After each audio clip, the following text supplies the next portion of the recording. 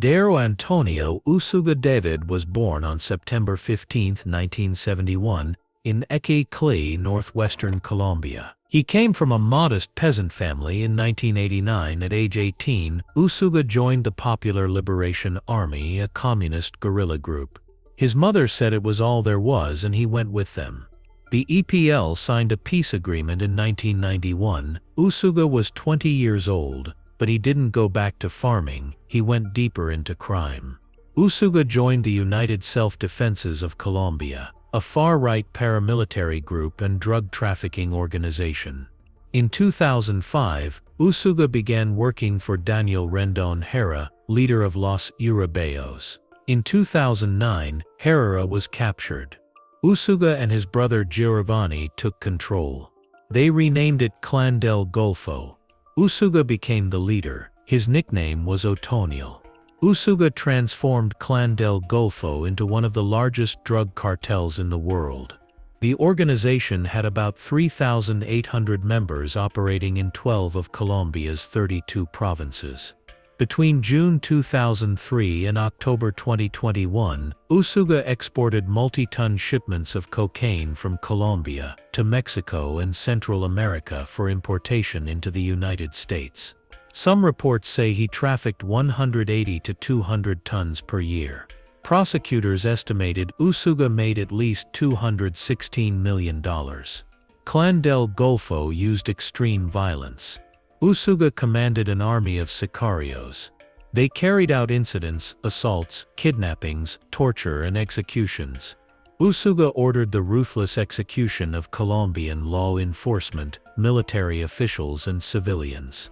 One individual was tortured, buried alive and beheaded on Usuga's orders. Usuga put bounties on police officers and soldiers. More than 200 members of Colombia's security forces were taken from life under his leadership. Two officers were Milton Elicer Flores Arcilla and John Gelber Rojas Colmenares. Rojas Colmenares passed away in 2017. His widow said Usuga took away the chance she had of growing old with the love of her life. Usuga was also accused of sexually abusing children and recruiting minors into the cartel. They forced young boys, some as young as 12 or 13, to become soldiers. President Galvan called Usuga a murderer of social leaders, an abuser of boys, girls and adolescents, and a murderer of police officers. For over a decade, Usuga evaded capture. He moved constantly through jungle safehouses. The United States government placed a $5 million bounty on his head. The Colombian government offered $800,000. On October 23, 2021, Colombian military and law enforcement launched Operation Osiris. Over 500 soldiers, supported by 22 helicopters, raided Usuga's hideout in Antioquia province, near the border with Panama. One police officer was taken from life during the raid. When soldiers cornered Usuga, he said 3 words. "You beat me." He was 50 years old. Usuga had been indicted in the United States 3 times. On May 4, 2022, Usuga was extradited to the United States. He was transported via NYPD helicopter to Brooklyn, New York. On January 25, 2023, Usuga pleaded guilty to 3 charges. Engaging in a continuing criminal enterprise. Maritime narcotics conspiracy. Narcotics importation conspiracy. He agreed to pay $216 million in forfeiture. Through a court interpreter, Usuga said, "I apologize to the governments of the United States and Colombia, and to the individuals affected by the offenses that I have committed." On August 8, 2023, Usuga stood before Judge Dora Ela de Rosari for sentencing. The prosecution asked for 45 years. His defense attorney said Usuga received only a 4th-grade education and was pulled into guerrilla warfare when he was 16. Judge Rosari shot back that environment was not an excuse. She cited her own upbringing in public housing in the South Bronx. She told Usuga he had chances to leave this life behind. "And you didn't," she said. Judge Irizarry noted prosecutors proved Usuga had shipped nearly 100 metric tons of cocaine into the United States. She described him as among drug dealers who were more prolific than Pablo Escobar. She sentenced Usuga to 45 years in prison. She also ordered him to pay $216 million in forfeiture. Usuga was 51 years old. He will be 96 years old when his sentence ends. Usuga is currently imprisoned at ADX Florence in Colorado. He spends 23 hours a day in solitary confinement in a 7 by 12-foot concrete cell. Solid concrete walls, desk, chair and bed. The only window is a 4-inch slit. He gets 1 hour of exercise per week. All phone calls are limited to 15 minutes per month.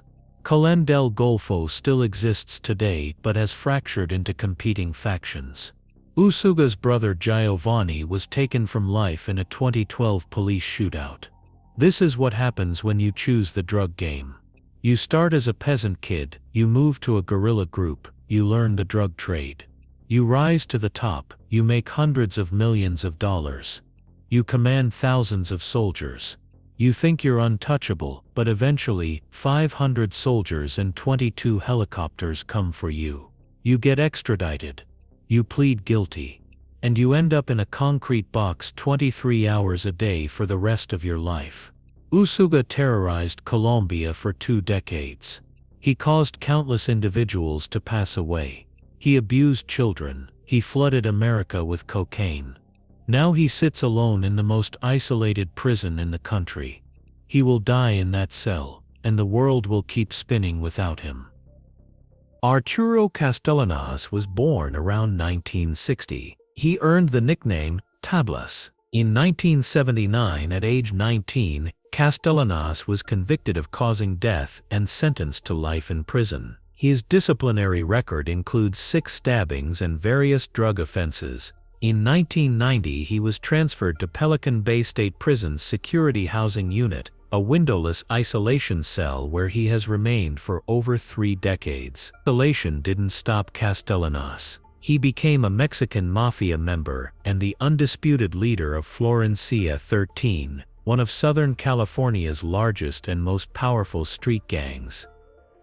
Castellanos wrote secret notes called kites, smuggled out on tiny scraps of paper. These messages outlined rules for how the gang operated. He established shot callers who coordinated drug distribution, collected extortion taxes, resolved disputes, and oversaw gang territory. 40% of all money from drug deals, extortion, and other offenses was owed to the 4 Mexican Mafia members from Florencia 13.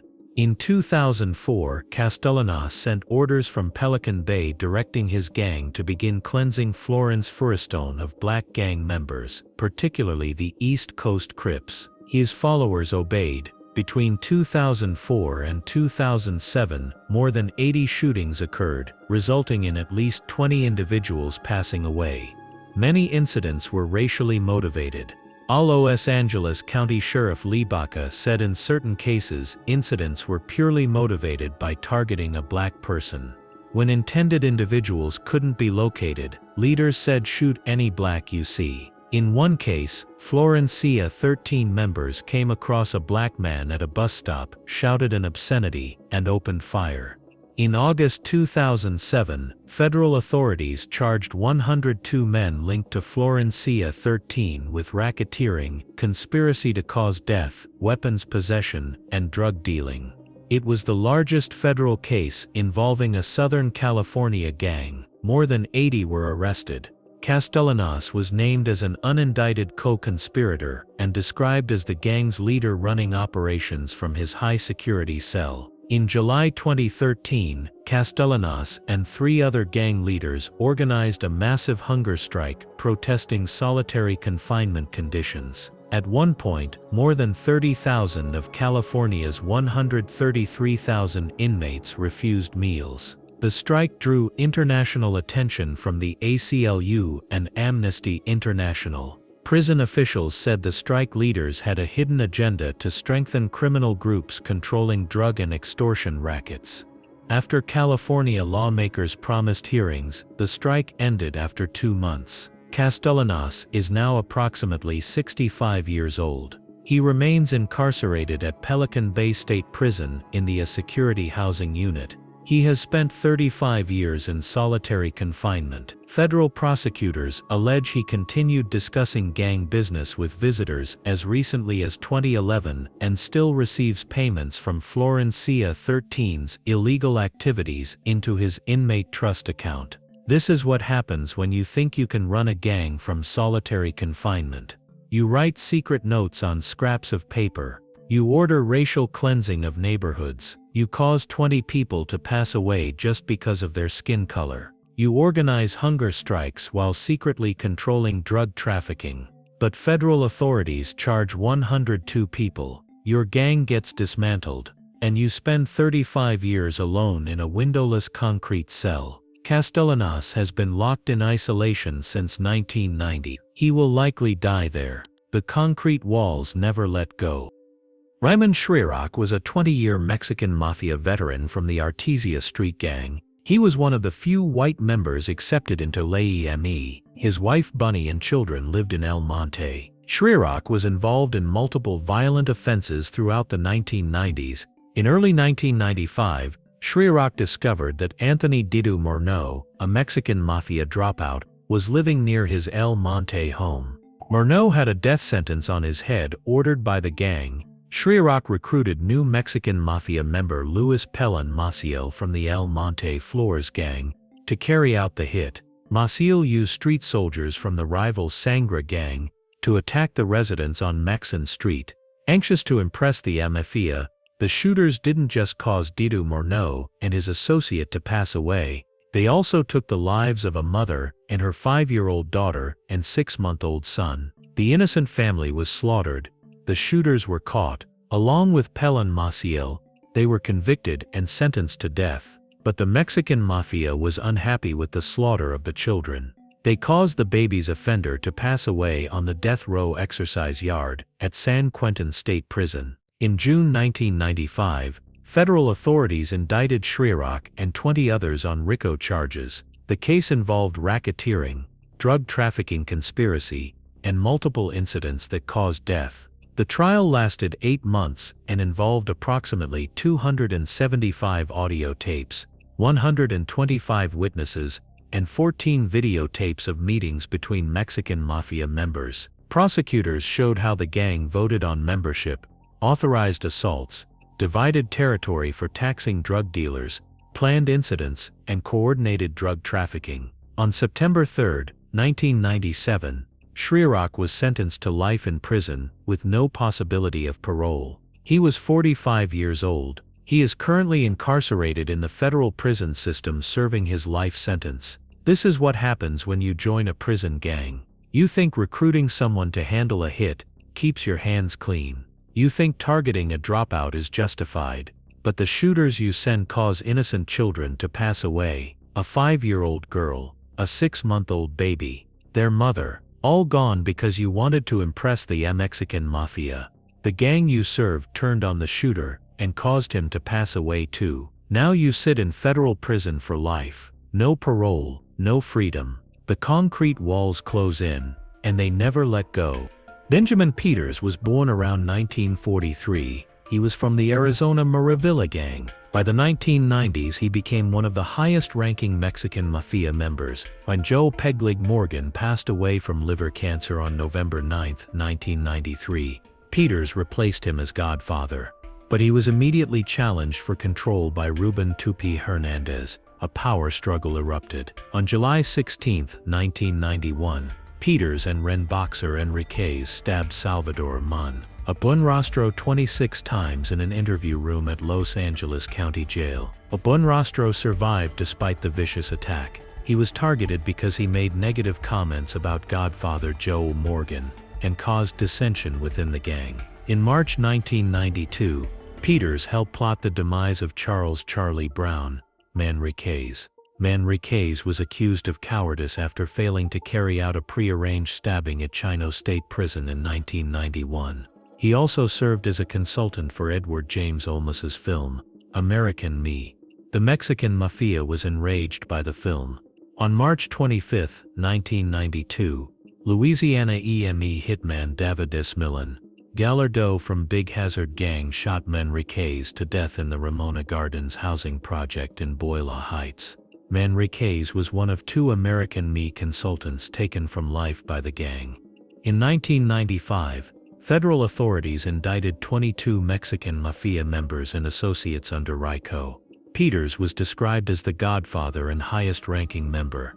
The trial lasted 6 months and marked the first time prosecutors used federal racketeering laws against a violent prison gang. The case showed how a prison-based gang extended its influence beyond prison walls into communities throughout Southern California. Prosecutors presented 275 audio tapes, 125 witnesses, and 14 videotapes of meetings between Mexican Mafia members. On September 3, 1997, Peters was sentenced to life in prison without the possibility of parole. He was 54 years old. Mariano Chuy Martinez was sentenced to life without parole plus 130 years for directing Mexican Mafia activity in Los Angeles on behalf of Godfather Peters. 7 other gang members pleaded guilty and received prison terms of up to 176 years. Peters passed away years ago while serving his life sentence. He spent decades behind bars controlling drug trafficking, extortion, and violence from his cell at Pelican Bay State Prison. This is what happens when you become a prison gang godfather. You think replacing Joe Morgan gives you power. You think stabbing someone 26 times sends a message. You think plotting incidents from prison keeps you safe. But federal RICO charges come. The 6-month trial exposes everything. You get life without parole, and you pass away alone in prison. Peters controlled the Mexican Mafia for years, but the concrete walls never let go. Ruben Hernandez was born around 1960. He was from the Ontario Vario Sur gang, also called OVS or Black Angels. He joined LAME during frequent trips to prison in his late teens. Hernandez became one of the most dangerous inmates in the California prison system.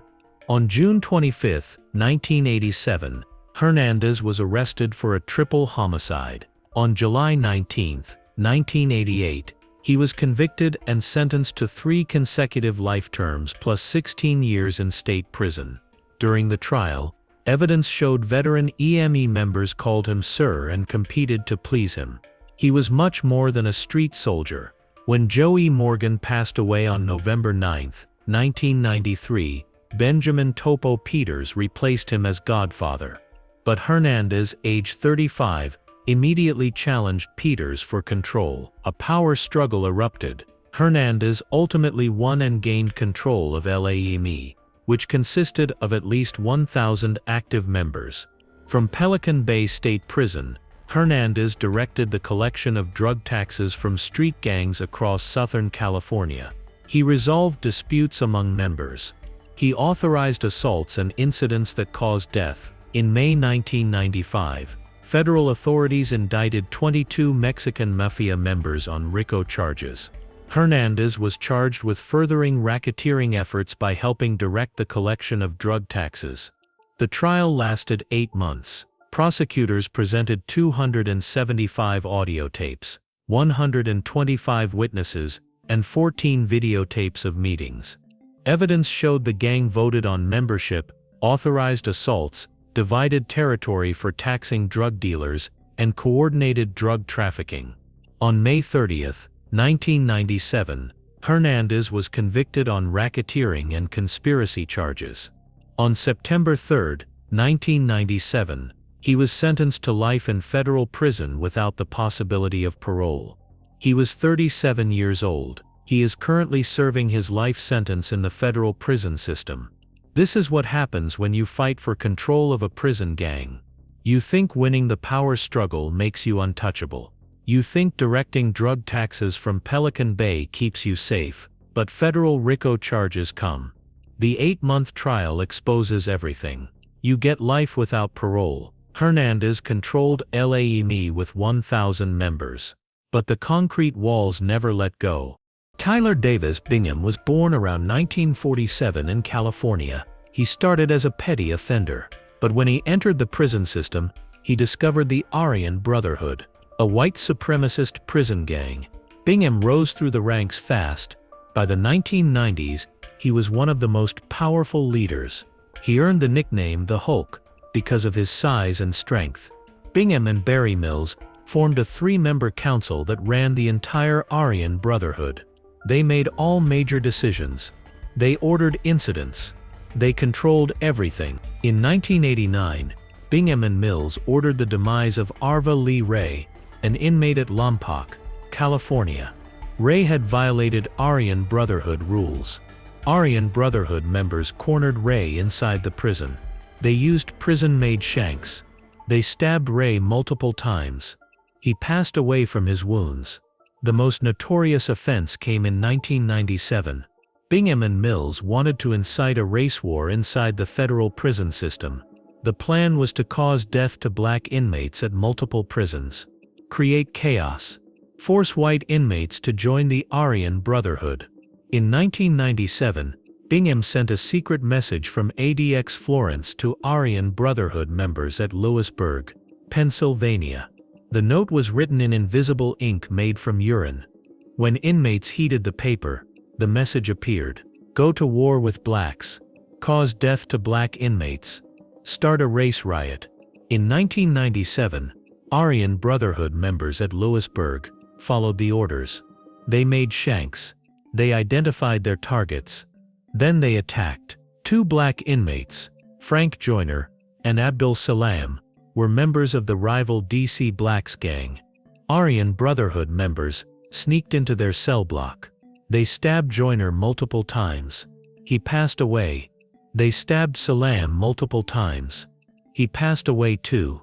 Both individuals were taken from life in their own cells. The race war had begun. In 2002, federal authorities arrested 40 Aryan Brotherhood members in coordinated raids.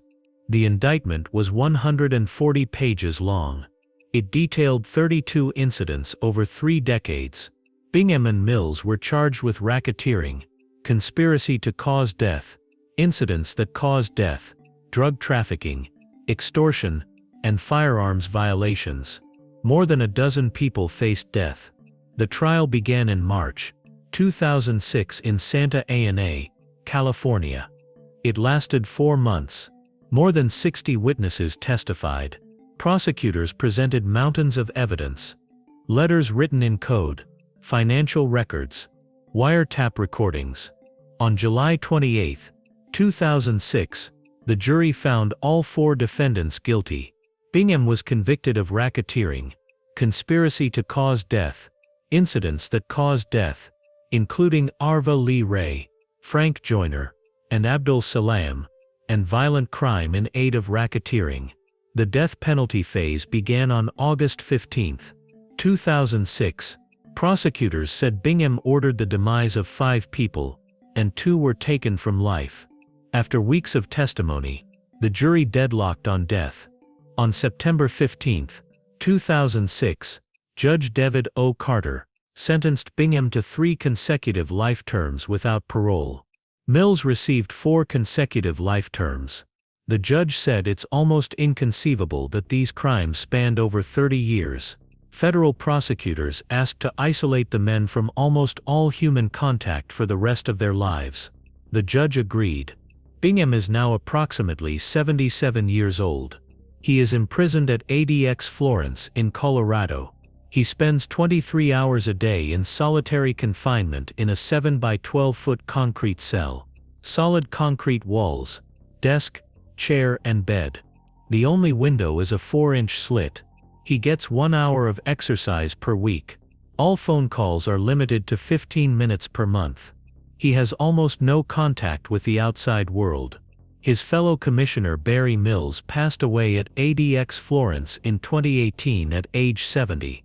Bingham will die in that concrete cell. This is what happens when you build a criminal empire on hate and violence. The concrete cell becomes your tomb. He will die alone, forgotten. This is the price of hate. Joaquin Archivaldo Guzman Loera was born on April 4, 1957, in Alatuna, Badiraguato, o Sinaloa, Mexico. He grew up dirt poor in the mountains. No electricity, no running water, no future. He started selling oranges as a boy. His father beat him.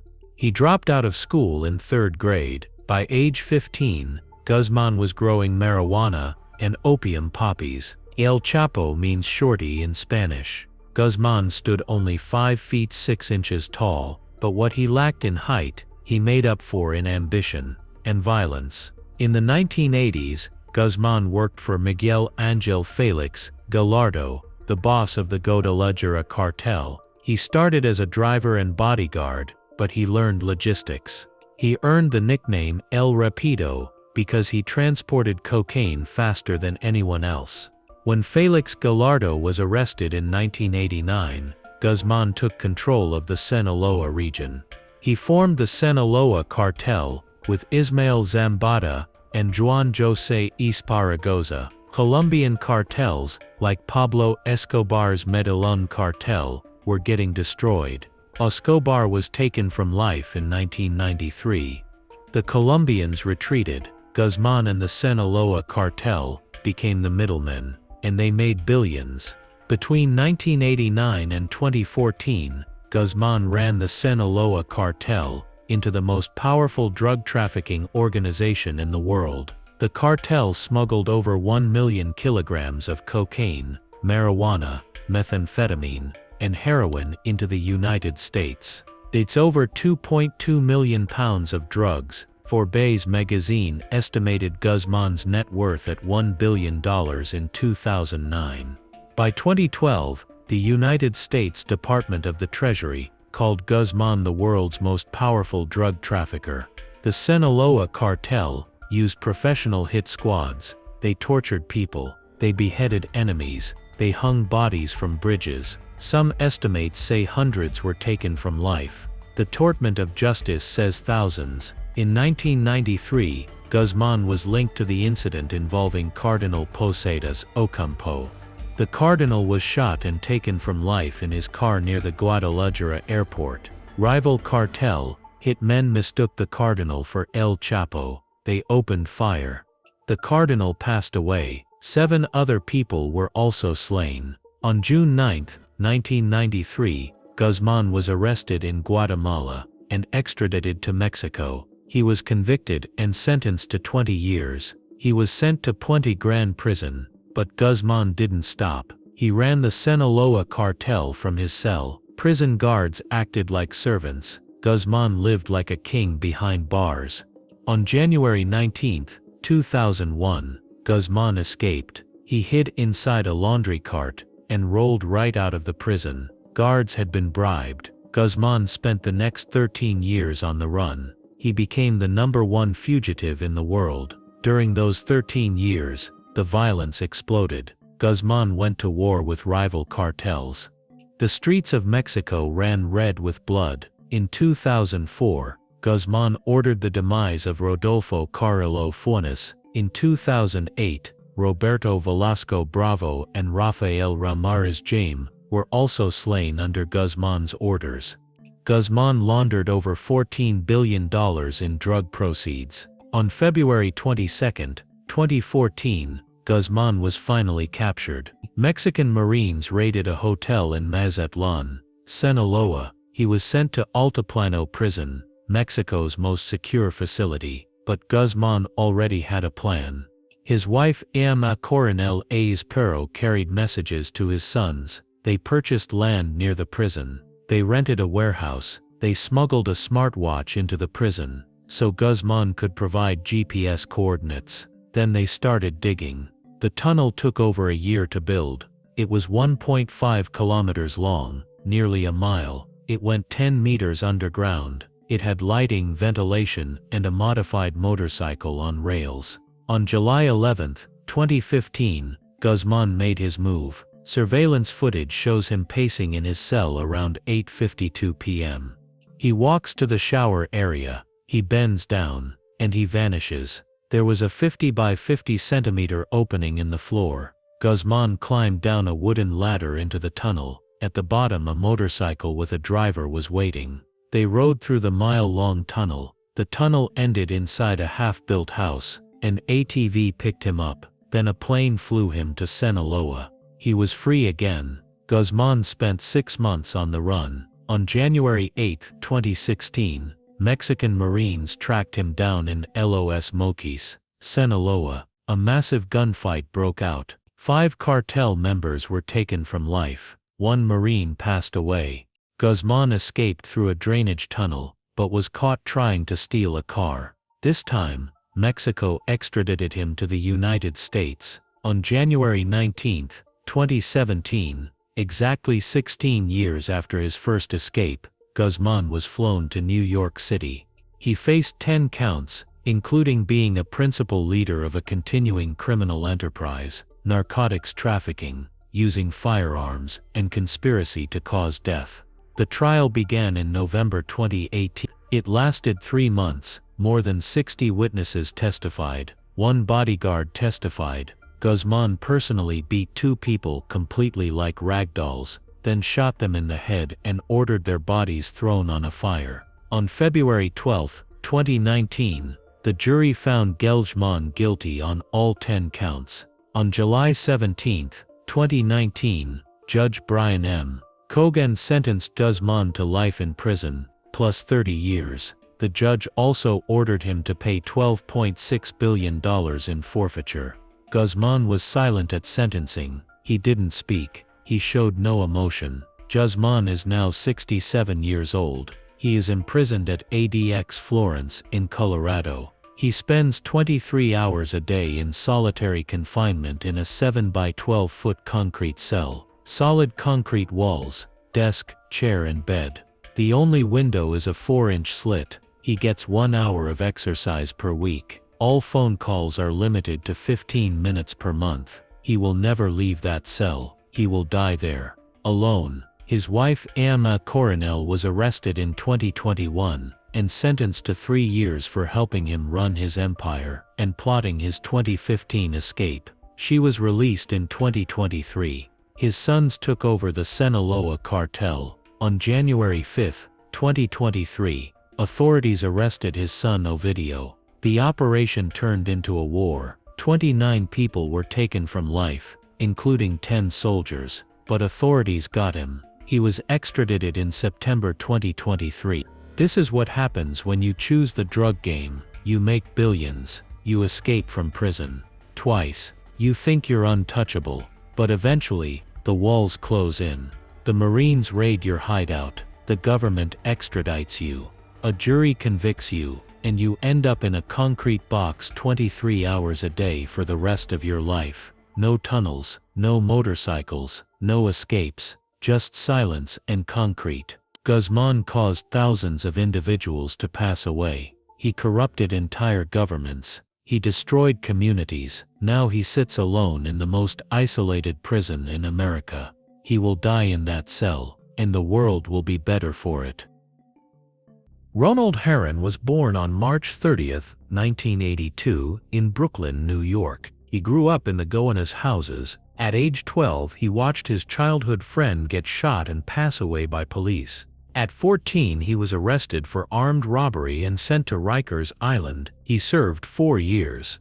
When he got out, he went right back to the streets. By 1998, Herron built his gang called the Murderous Mad Dogs, a blood set. The Gowanus houses and Wyckoff Gardens became his territory. His gang controlled cocaine, heroin, and crack. Crime in Gowanus was 3 times higher than other projects. Herron was the reason. On June 16, 2001, Herron caused Frederick Brooks to pass away. He was arrested, but when witnesses refused to testify, he was acquitted in 2002. He pleaded guilty to drug trafficking and was sentenced to 6 years. While locked up, he became a high-ranking Bloods member. In July 2007, Herron was released. He came back to reclaim control and become a rapper. He called himself Rara Diggs. He collaborated with Uncle Murder and Waka Flocka Flame. In March 2010, he started posting videos to YouTube. His song Eulogy got over 1.1 million views. but his music was evidence. He bragged about his offenses in his songs. He showed guns and drugs. He said he beat a body. On May 9, 2008, Richard Russo was shot and passed away in an elevator at Doubled Wyckoff Gardens. In 2009, Heron chased rival drug dealer Victor Zapata through the courtyard of Wyckoff Gardens. Zapata tried to run. He didn't make it. Heron caused him to pass away. 3 individuals gone. 3 families destroyed. On October 5, 2010, Heron was arrested outside a nightclub. Police found a loaded firearm and body armor. He was wearing military-style bulletproof armor. In 2012, federal authorities indicted Heron on 23 counts, including racketeering, 3 incidents that caused death, attempted incidents, robbery, firearms, and drug trafficking. More than 50 witnesses testified. Prosecutors used Heron's own rap songs and videos as evidence. His defense said rappers exaggerate. The jury didn't buy it. On June 26, 2014, after a month-long trial, the jury convicted Heron on all counts. At sentencing on April 2, 2015, Heron told the judge they painted him as the devil. Judge Nicholas Garofis said Heron was intelligent and articulate but chose to lead a criminal organization. The judge sentenced him to 12 consecutive life terms plus 105 years. Heron said he was only going to pass away once. In early 2015, officers found razor blades and a mobile phone hidden under his mattress. Even behind bars, he wouldn't follow rules. After sentencing, Heron was transferred to ADX Florence in Colorado. He spends 23 hours a day in a 7 by 12 foot concrete cell. Solid concrete walls, desk, chair, and bed. The only window is a 4-inch slit. He gets 1 hour of exercise per week. On February 14, 2019, his appeal claiming First Amendment violations was rejected. The court said the videos were relevant evidence. Heron is now 43 years old. He will spend the rest of his life in that concrete cell. No parole, no music videos, no flexing, just 23 hours a day in a box. This is what happens when you glorify violence and make it your life. The concrete walls close in, the music stops, and you die alone in a cell. Alfredo Beltran Leyva was born on January 21, 1971, in La Palma, Badiraguato, Sinaloa, Mexico. He grew up in the same small town as Joaquin El Chapo Guzman. Badiraguato is isolated, poor, and for decades the birthplace of Mexico's most powerful drug traffickers. Beltran Leyva earned the nickname El Mocomo. In northwestern Mexico, a mocomo is a big red desert ant. It's small but it bites hard. In the late 1980s and early 1990s, Beltran Leyva and his brothers started working with Guzman and the Sinaloa cartel. Beltran Leyva married one of Guzman's cousins. Between 2000 and 2012, Beltran Leyva was responsible for smuggling at least 27.9 tons of narcotics into the United States. That's over 55,800 pounds of drugs. He made at least $529 million. The Beltran Leyva organization commanded hit squads called Los Negros. These were professional assassins with AK-47 rifles, grenades, and heavy weapons. Some were former Mexican soldiers and police. The cartel used extreme violence. They tortured people. They dismembered bodies. They hung victims from bridges as warnings. They caused countless individuals to pass away. In 2002, Guzman met with Ismael Zambada and others. Together with the Beltran Leyva brothers, they formed the Federation or Blood Alliance. This was the most powerful drug trafficking organization in Mexico. But in 2004 and 2005, tensions started growing over a drug distribution route in Chicago. On January 21, 2008, everything changed. It was Beltran Leyva's 37th birthday. Around 9 p.m., the Mexican Army Special Forces raided his house in Culiacan. They arrested Beltran Leyva and found $900,000 in cash.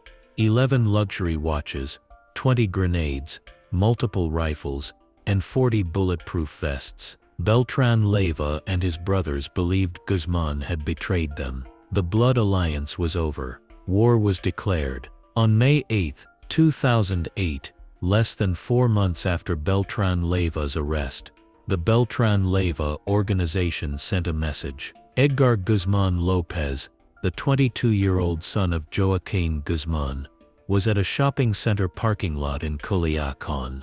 Around 7:40 p.m., around 40 hitmen opened fire. They used AK-47 rifles. The gunfire lasted several minutes.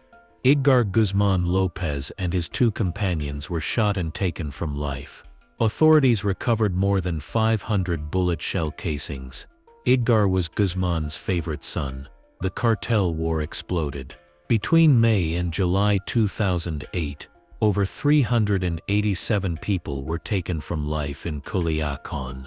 26 were police officers. The violence spread across Sinaloa.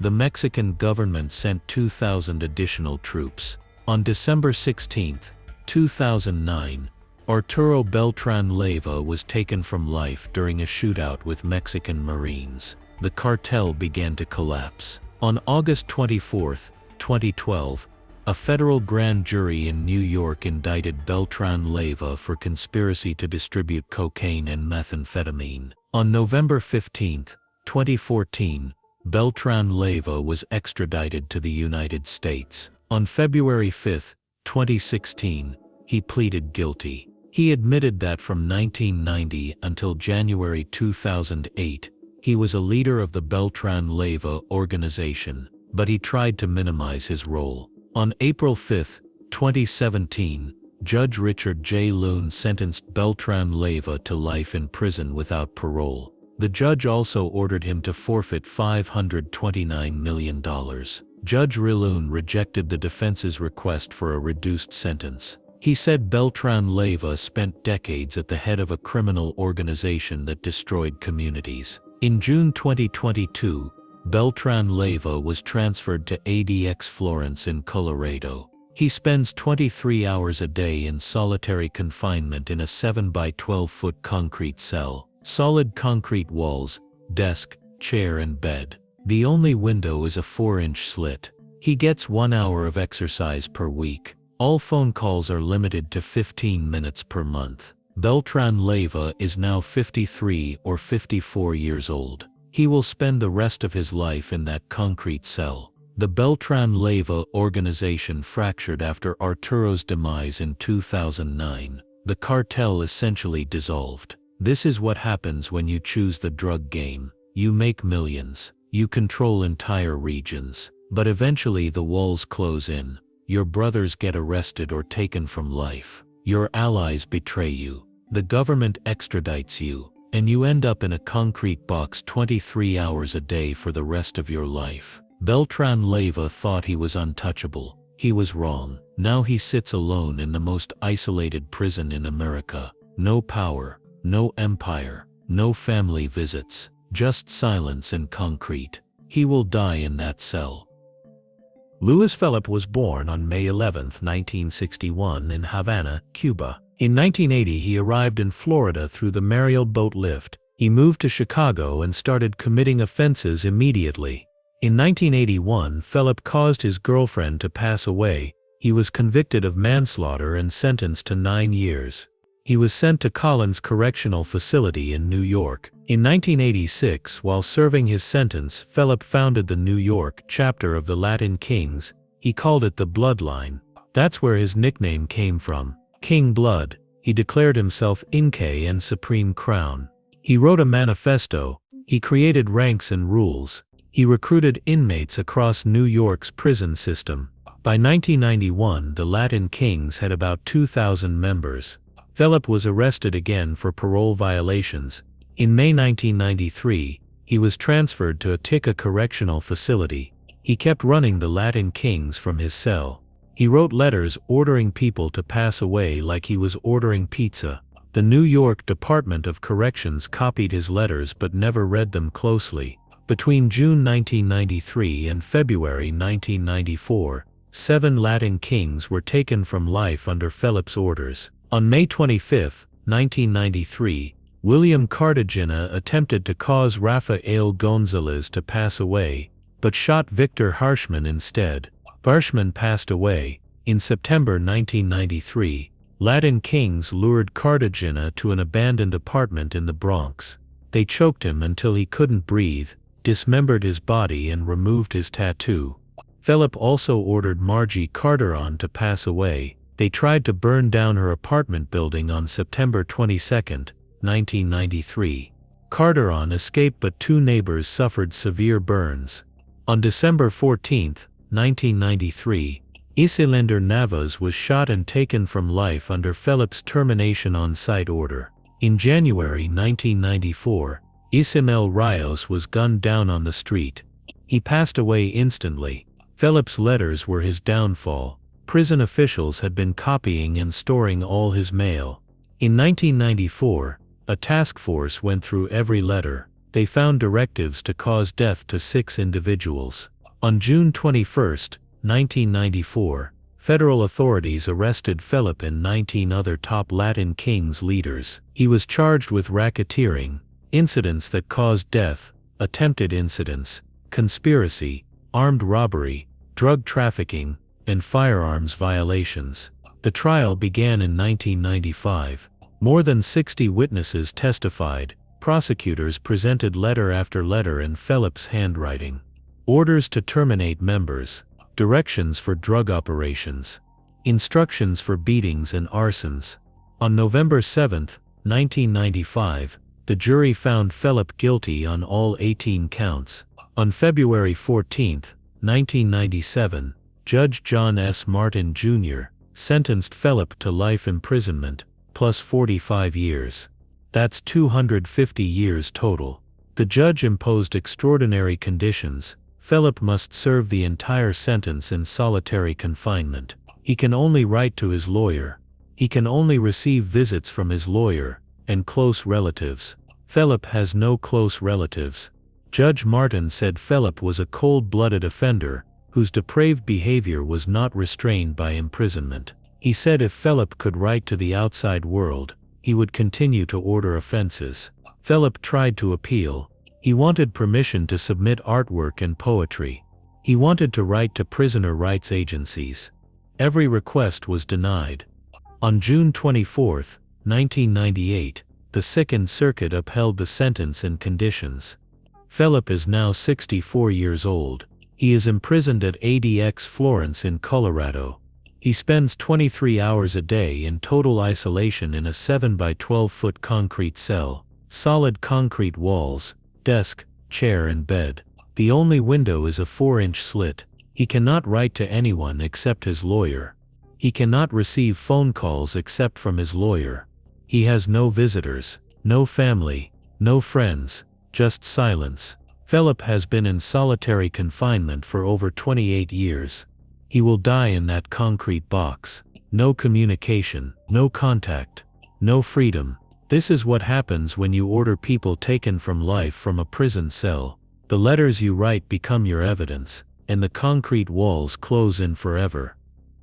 Caboni Savage was born on January 1, 1975 in Philadelphia, Pennsylvania. He grew up in North Philadelphia and attended Frankford High School. He started boxing at the Front Street Gym. By the late 1990s, Savage was building a criminal empire. He controlled drug corners across North Philadelphia, dealing cocaine, crack cocaine, and heroin. He used beatings, kidnappings, threats, and incidents that caused death. If you owed money, you got hurt. If you snitched, you passed away. Savage made millions. On March 19, 1998, Savage caused Kenneth Lassiter to pass away near 8th and Butler Streets in Philadelphia. Authorities charged him, but witnesses refused to testify. The jury acquitted him. Less than 1 week later, federal authorities arrested Savage for drug trafficking. In 2004, he was convicted of 14 out of 16 charges, including racketeering, money laundering, witness intimidation, and drug trafficking.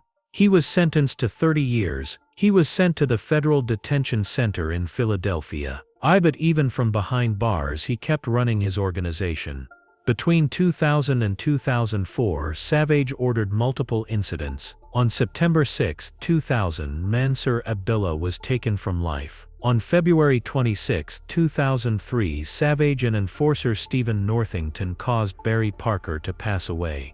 On March 14, 2003, Eugene Coleman caused Tyrone Tolliver to pass away on Savage's orders. On March 1, 2004, Savage and Northington caused Tiberius Flowers to pass away. 6 individuals gone. But the worst came on October 9, 2004. Eugene Coleman had been arrested and agreed to cooperate against Savage. Savage found out. He called his sister Kidada Savage from his cell. He told her what needed to happen. Kidada recruited hitman Lamont Luss and Robert Merritt.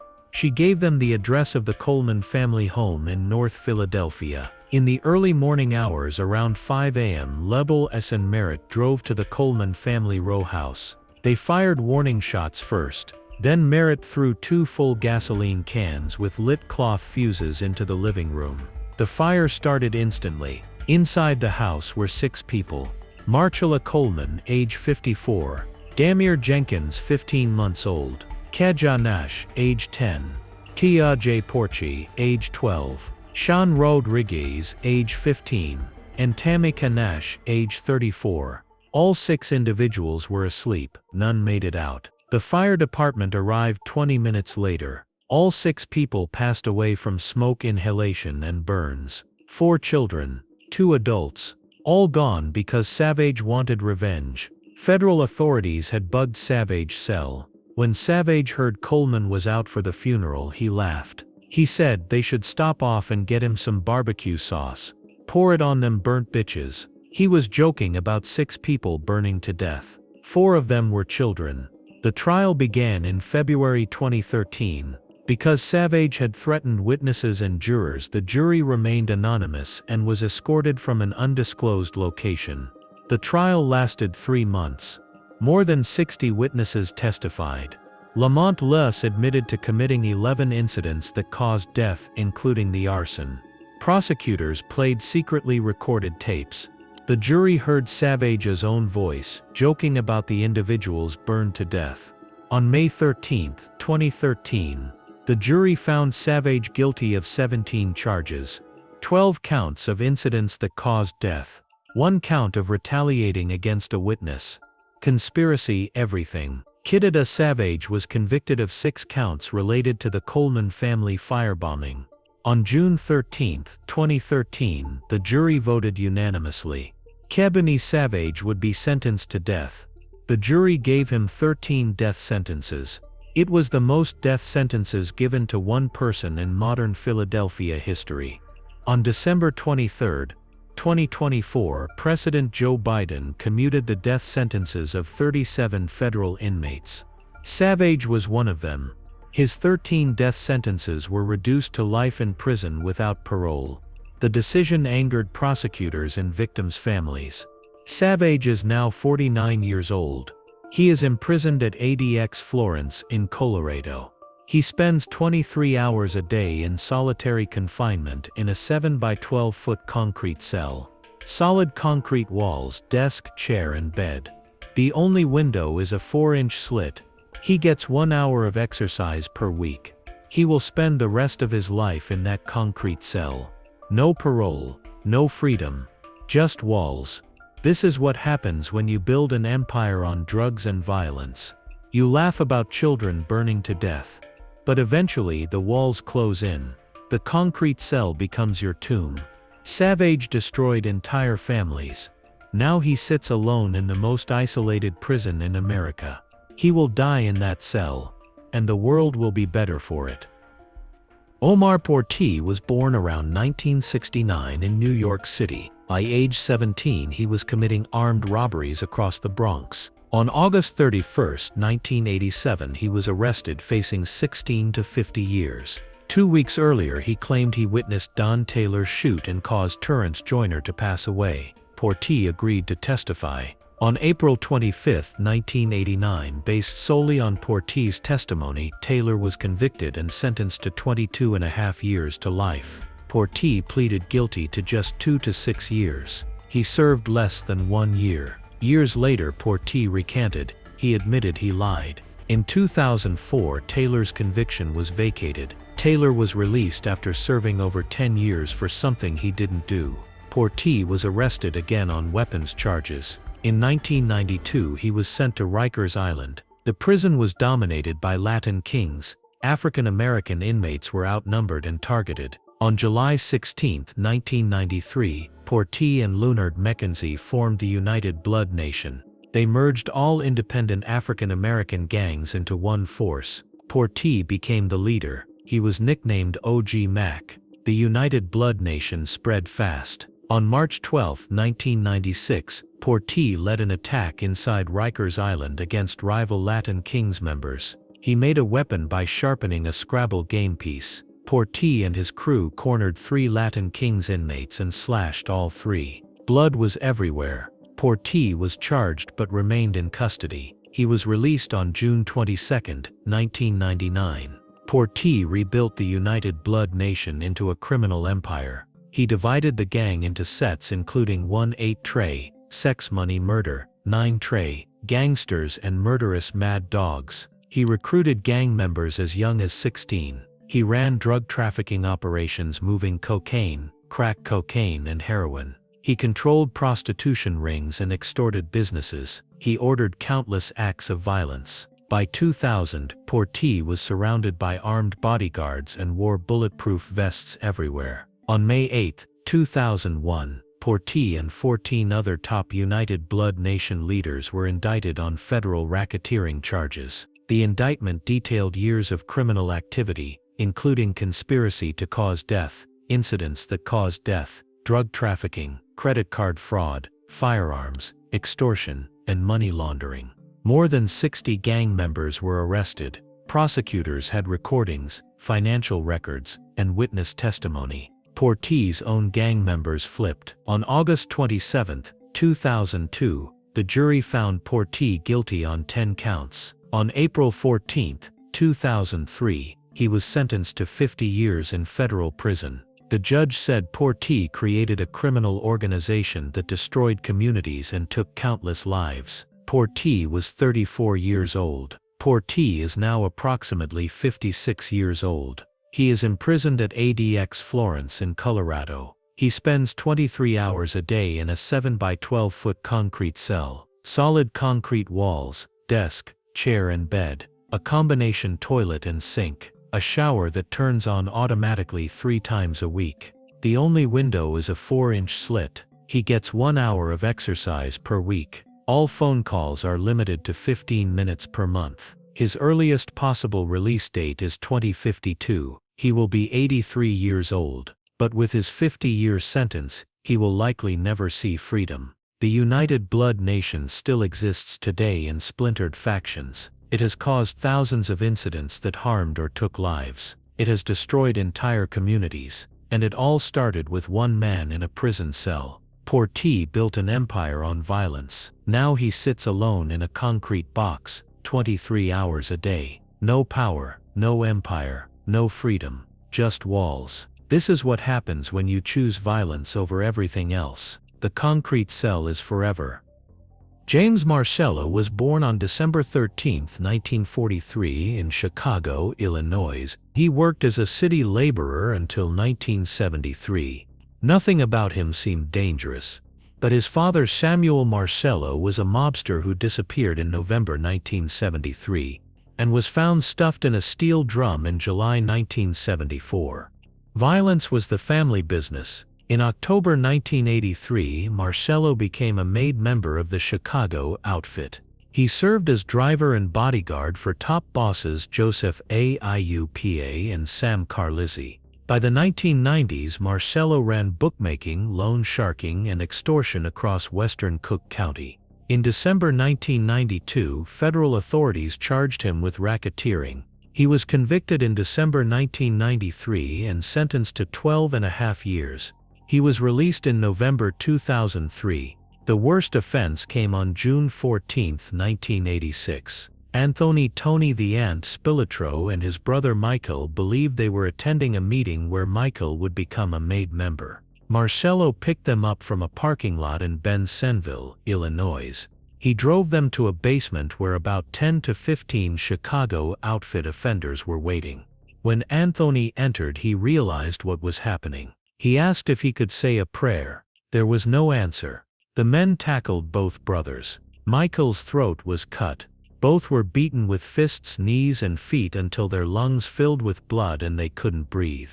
No weapons, just brutality. Both individuals passed away in that basement. Their bodies were stripped to their underwear, driven 60 miles away, and buried in a cornfield near Enos, Indiana. A farmer found them 9 days later, stacked on top of each other 5 feet underground. Why? Anthony Spilotro had been the Chicago outfit's man in Las Vegas for 15 years. He ran burglary rings and had an affair with a connected person's wife. When boss Joseph Iupa was sentenced to 28 years for casino skimming, he blamed Spilotro. The order came from the top. Marcello was the driver who brought them to their end. In April 2005, federal authorities launched Operation Family Secrets. Marcello and 13 others were indicted for 18 incidents that caused death. The case broke when Nicholas Calabrese turned informant and wore a wire. The trial began in summer 2007. More than 125 witnesses testified.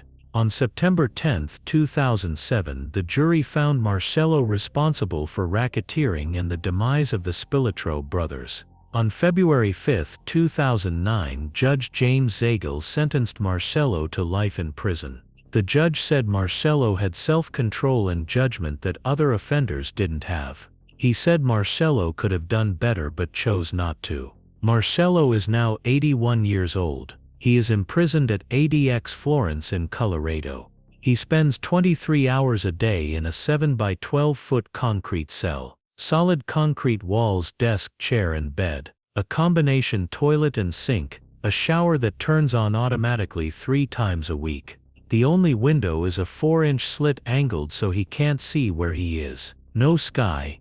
No horizon, just walls. He gets 1 hour of exercise per week in an individual cage. Phone calls are limited to 15 minutes per month. He will spend the rest of his life there. No parole, no escape. This is what happens when you choose this path. The concrete cell is forever. Peter Rolock was born around 1974 in the Soundview houses of the Bronx, New York. He grew up connected to heroin kingpin Nicky Barnes. By his late teens, Rolock earned his nickname. They called him Pistol Pete because he was quick to shoot. No questions, no warnings, just gunfire. In 1987, Rolock started Sex, Money, Murder.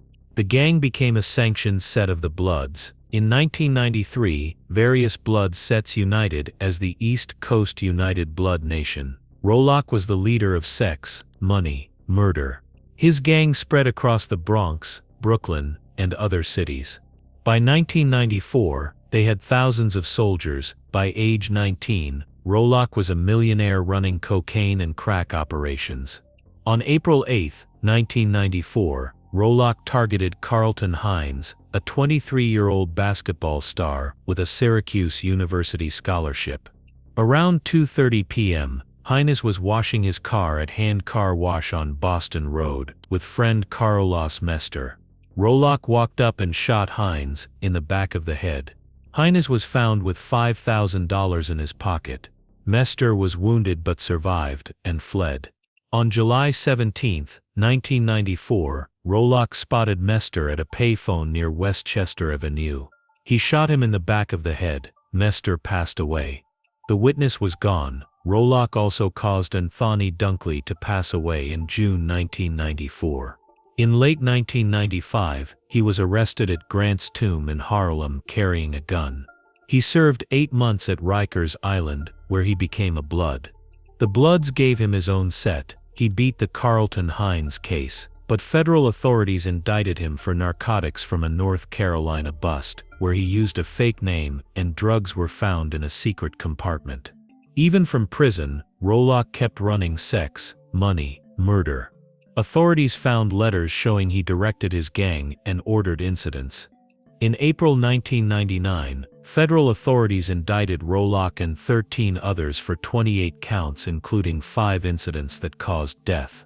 Facing execution, Rolock pleaded guilty in January 2000 to 6 counts.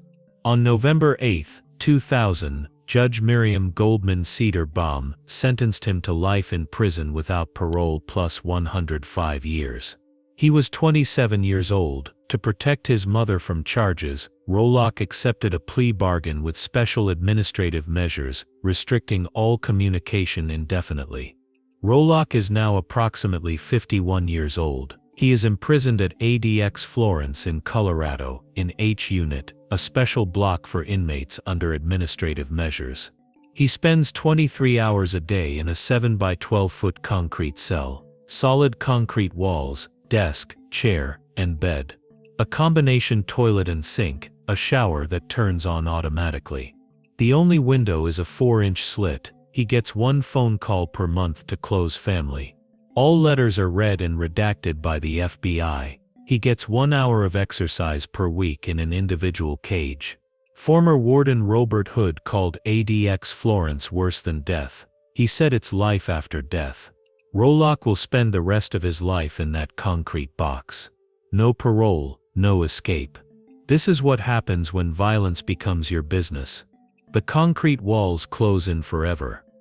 Peter Ojeda was born around 1943 and raised in Orange County, California. His father was a construction worker. His mother was a housewife. Ojeda became one of the founding members of LAME, the Mexican Mafia. For over 30 years he climbed the ranks, gaining power within local street gangs.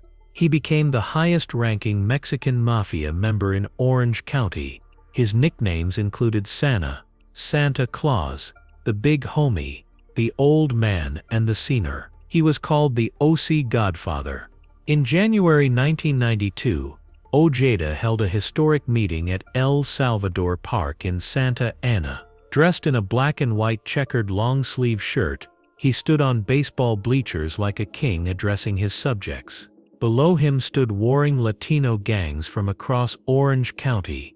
These were sworn mortal enemies. But they stood docilely together while Ojeda told them to stop the feuding and drive-by shootings. He ordered them to tax drug dealers in their neighborhoods instead. This would fund neighborhood defense and fill Mexican Mafia coffers. The so-called peace treaty spread across Southern California. Mexican Mafia members banned drive-by shootings. The treaty sounded great, but it was a Trojan horse.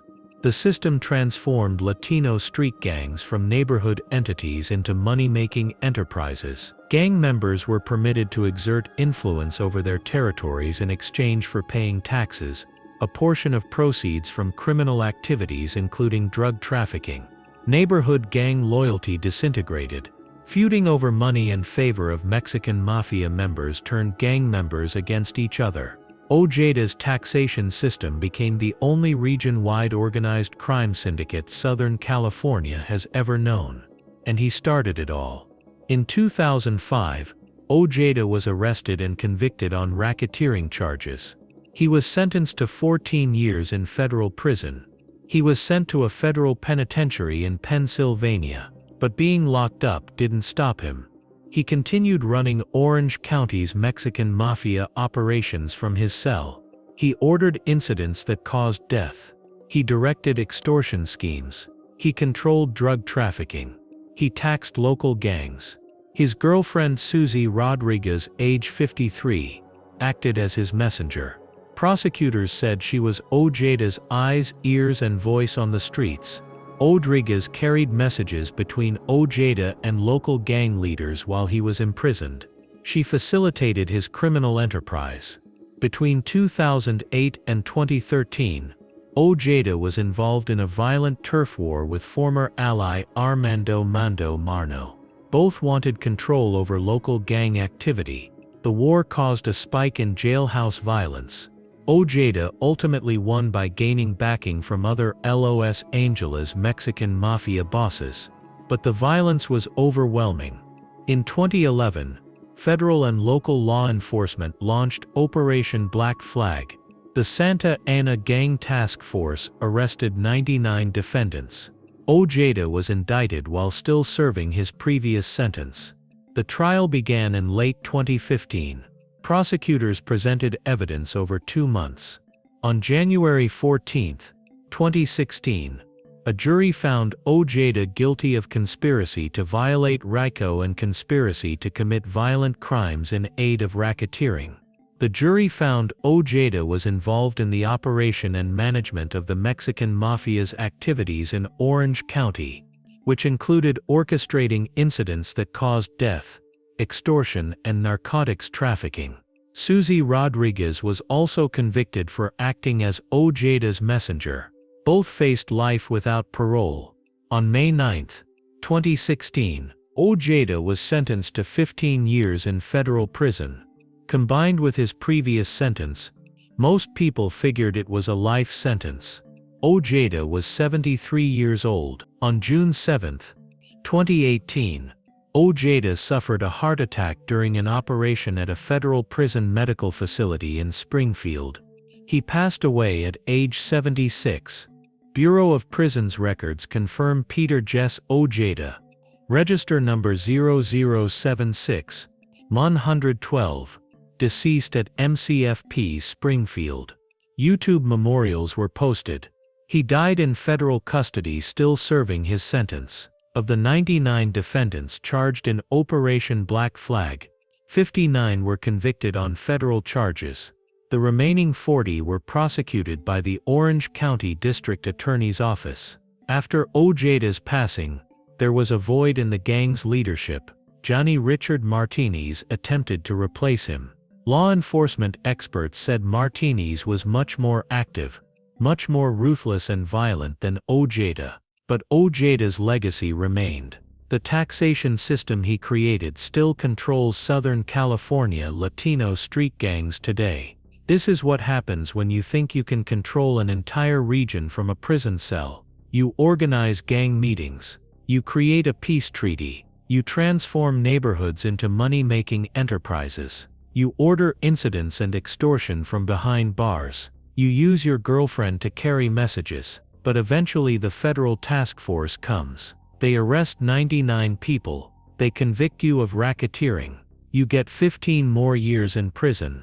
And you pass away during surgery at age 76 in a federal medical facility. Ojeda spent decades building power. He controlled Orange County for 30 years. He became a legend in the underworld. But he died alone in federal custody. The concrete walls never let go. Rene Enriquez was born on July 7, 1962 in Artesia, California. His parents were recent immigrants from Mexico. He grew up in a middle-class home in Cerritos, California. He showed early promise in school, but he dropped out of Cerritos High School in 9th grade. Rene Enriquez idolized his older brother Mark, a member of the Artesia 13 street gang. Mark gave him the nickname Boxer and used him to break into neighbors' homes. At age 12, Enriquez was jumped into his brother's gang. Members of Artesia 13 savagely beat him behind a gas station as initiation. By 13, Enriquez was drinking alcohol after a year of smoking marijuana. He already had encounters with law enforcement for property damage. Within a year, he became a regular user and dealer of PCP and LSD. Enriquez went to juvenile hall after he was convicted of armed robbery for holding up convenience stores. In his late teens, Enriquez committed a string of armed robberies and was sentenced to a long period in prison. At age 19, he first encountered LAEME, the Mexican Mafia. While imprisoned at DUO Vocational Institution, Enriquez acted as a hitman for the Mexican Mafia. He stabbed a gang member from Los Angeles who survived. Enriquez later took the life of an imprisoned Vagos Motorcycle Club member nicknamed Chainsaw. In 1985, Enriquez became a full-fledged carnal, a made guy in the Mexican Mafia. He projected the Mexican Mafia into unprecedented organizational structure with a base army of approximately 60,000 heavily armed gang members who controlled the prison system and a large part of California crime. In 1991, Enriquez and another man assaulted Mexican Mafia leader Salvador Mon Buenrostro at a lawyer's interview room in the Los Angeles County Jail. They stabbed him 30 times. Enriquez was sent to Pelican Bay State Prison on California's remote north coast. He was locked in a windowless isolation cell in the security housing unit. Inmates spend 23 hours a day alone without seeing the outside world. But even in isolation, Enriquez ran street operations for the Mexican Mafia. His exploits became legend. Guards and inmates spoke of Enriquez in respectful, almost reverential tones. In 1989, Enriquez was released on parole. He seized control of the narcotics trade in Boyle Heights. One of his dealers was a woman named Cinta Gavaldon, age 28, a mother of 2 young children. She was the sister-in-law of David Gavaldon, a Mexican Mafia member known as Spider who had been inducted alongside Enriquez at Folsom Prison. Enriquez came to believe Cynthia Gavaldon was stealing drugs and cutting the remaining supply to cover it up. He believed she was skimming money. He ordered 2 underlings to take her life. On Christmas Eve, December 24, 1989, Cynthia Gavaldon was shot and passed away. She was a participant and those are the rules, Enriquez later testified. You steal from the Mafia, you're taken from life. Enriquez told the parole board delegating the incident to subordinates was an entirely cowardly act.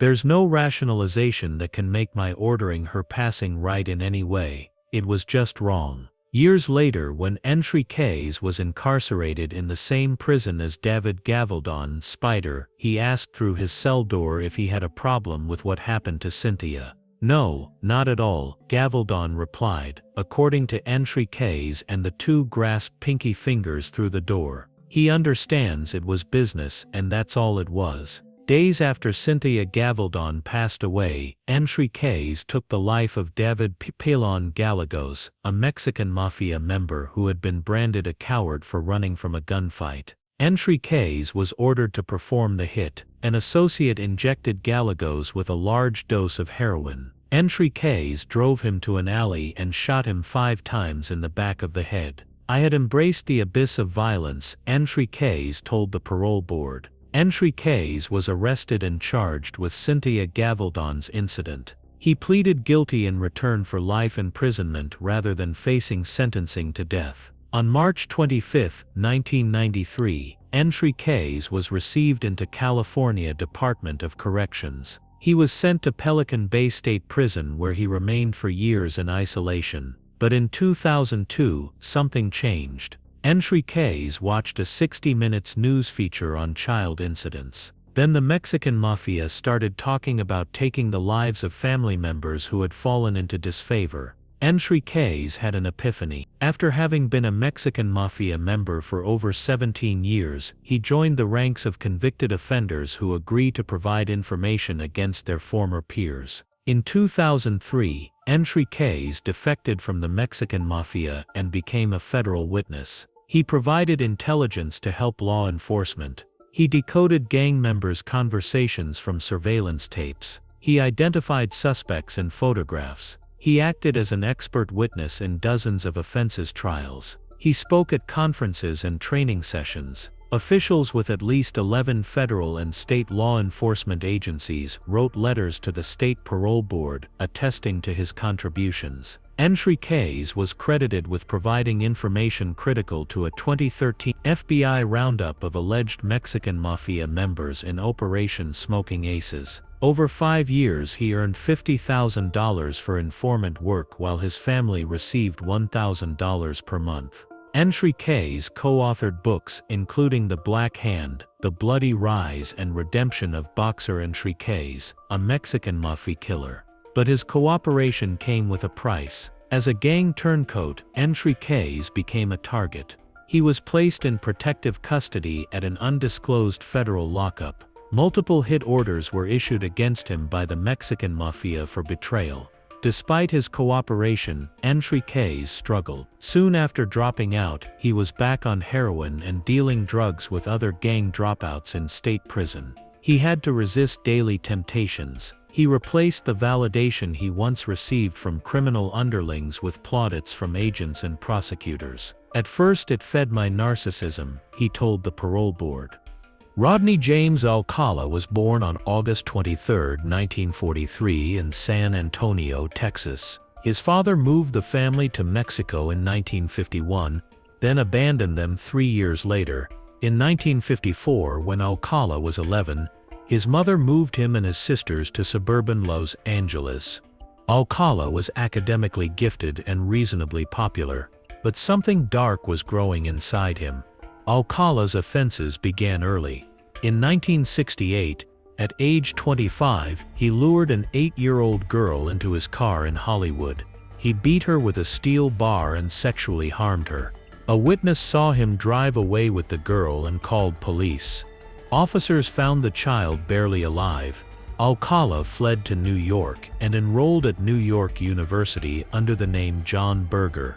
In 1971, he earned a Bachelor of Fine Arts degree, but that same year, Alcala caused Nolia Crilly, a 23-year-old TWA flight attendant, to pass away in her Manhattan apartment. She was strangled with her own stockings.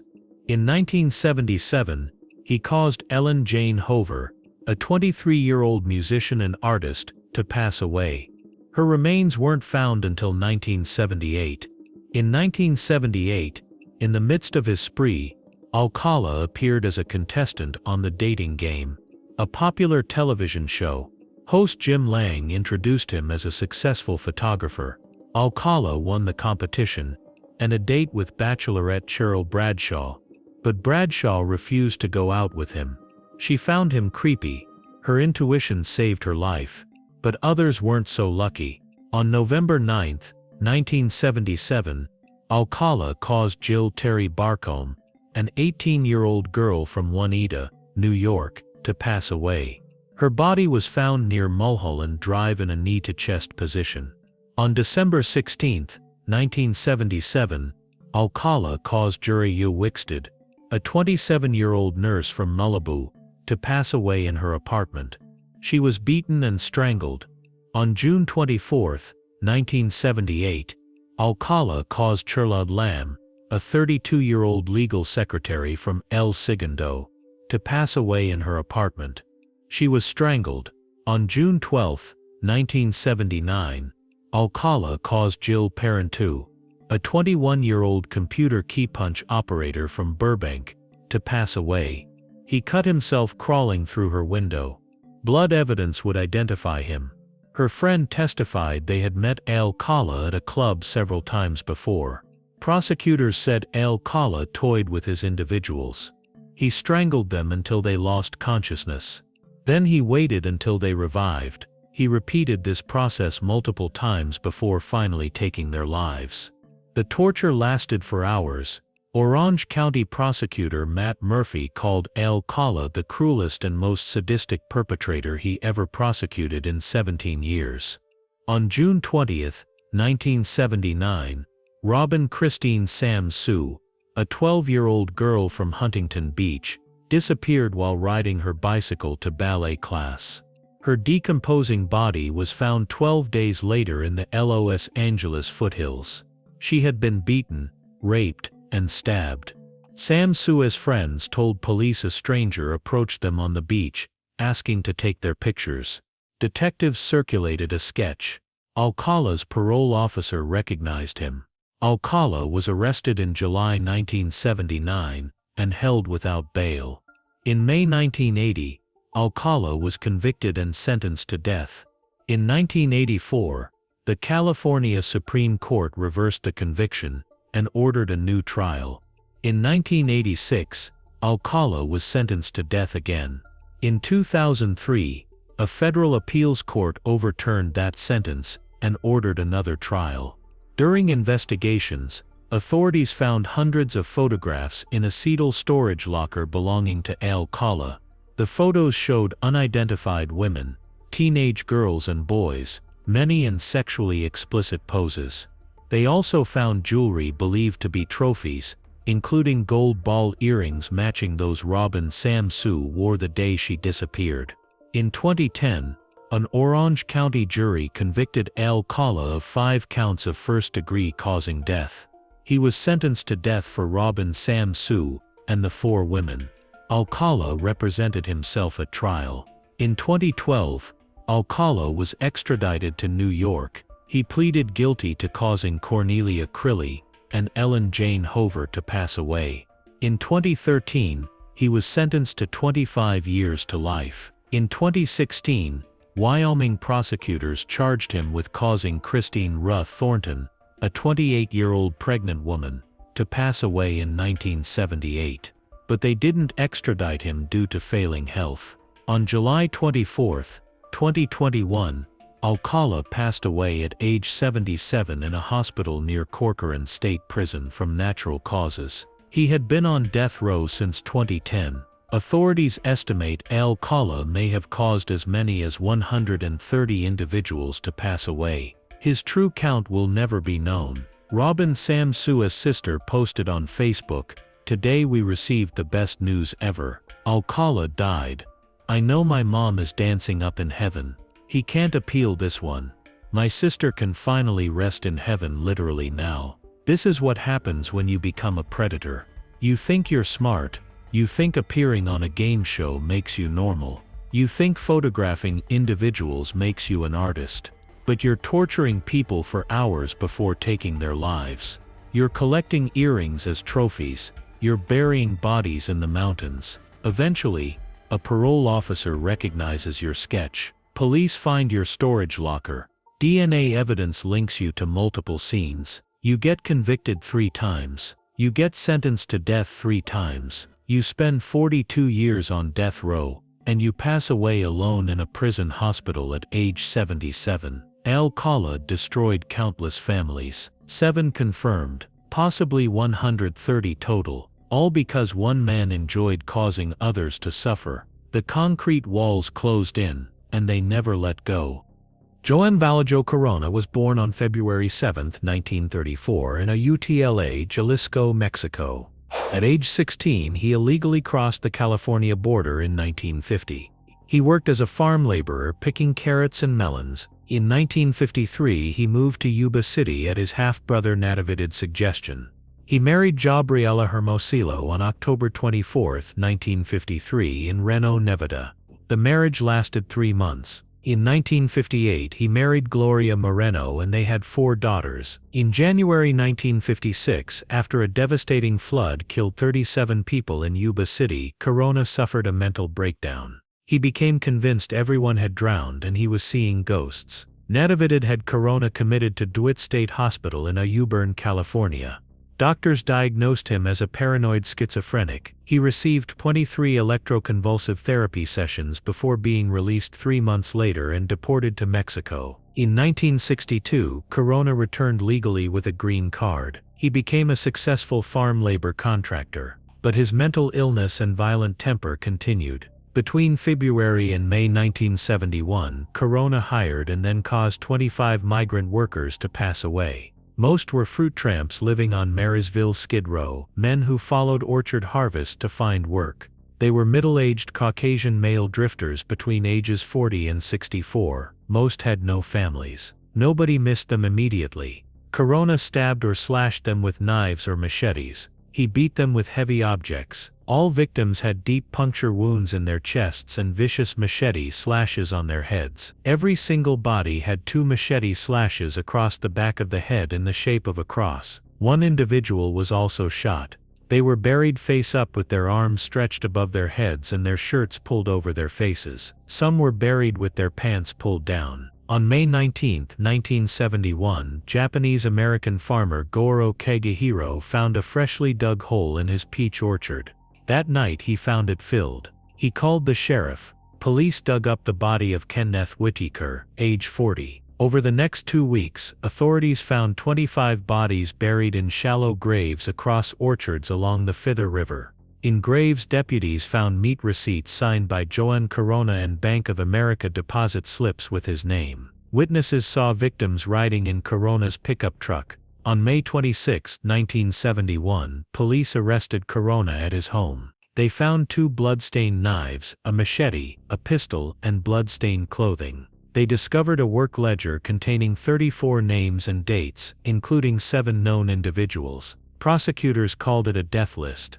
The trial began on September 11, 1972, in Fairfield, California. On January 1973, a jury found Corona guilty on all 25 counts of first-degree causing death. He was sentenced to 25 concurrent life terms. In 1978, an appeals court overturned the conviction citing incompetent legal representation. The second trial began on February 22, 1982. Defense attorneys argued Nishtividid was the real perpetrator. Nishtividid had passed away in 1973 in Guadalajara. On September 1982, Corona was again found guilty on all 25 counts. Corona spent decades denying guilt. At a 2011 parole hearing, he admitted the offenses for the first time, saying the individuals were winos who had trespassed.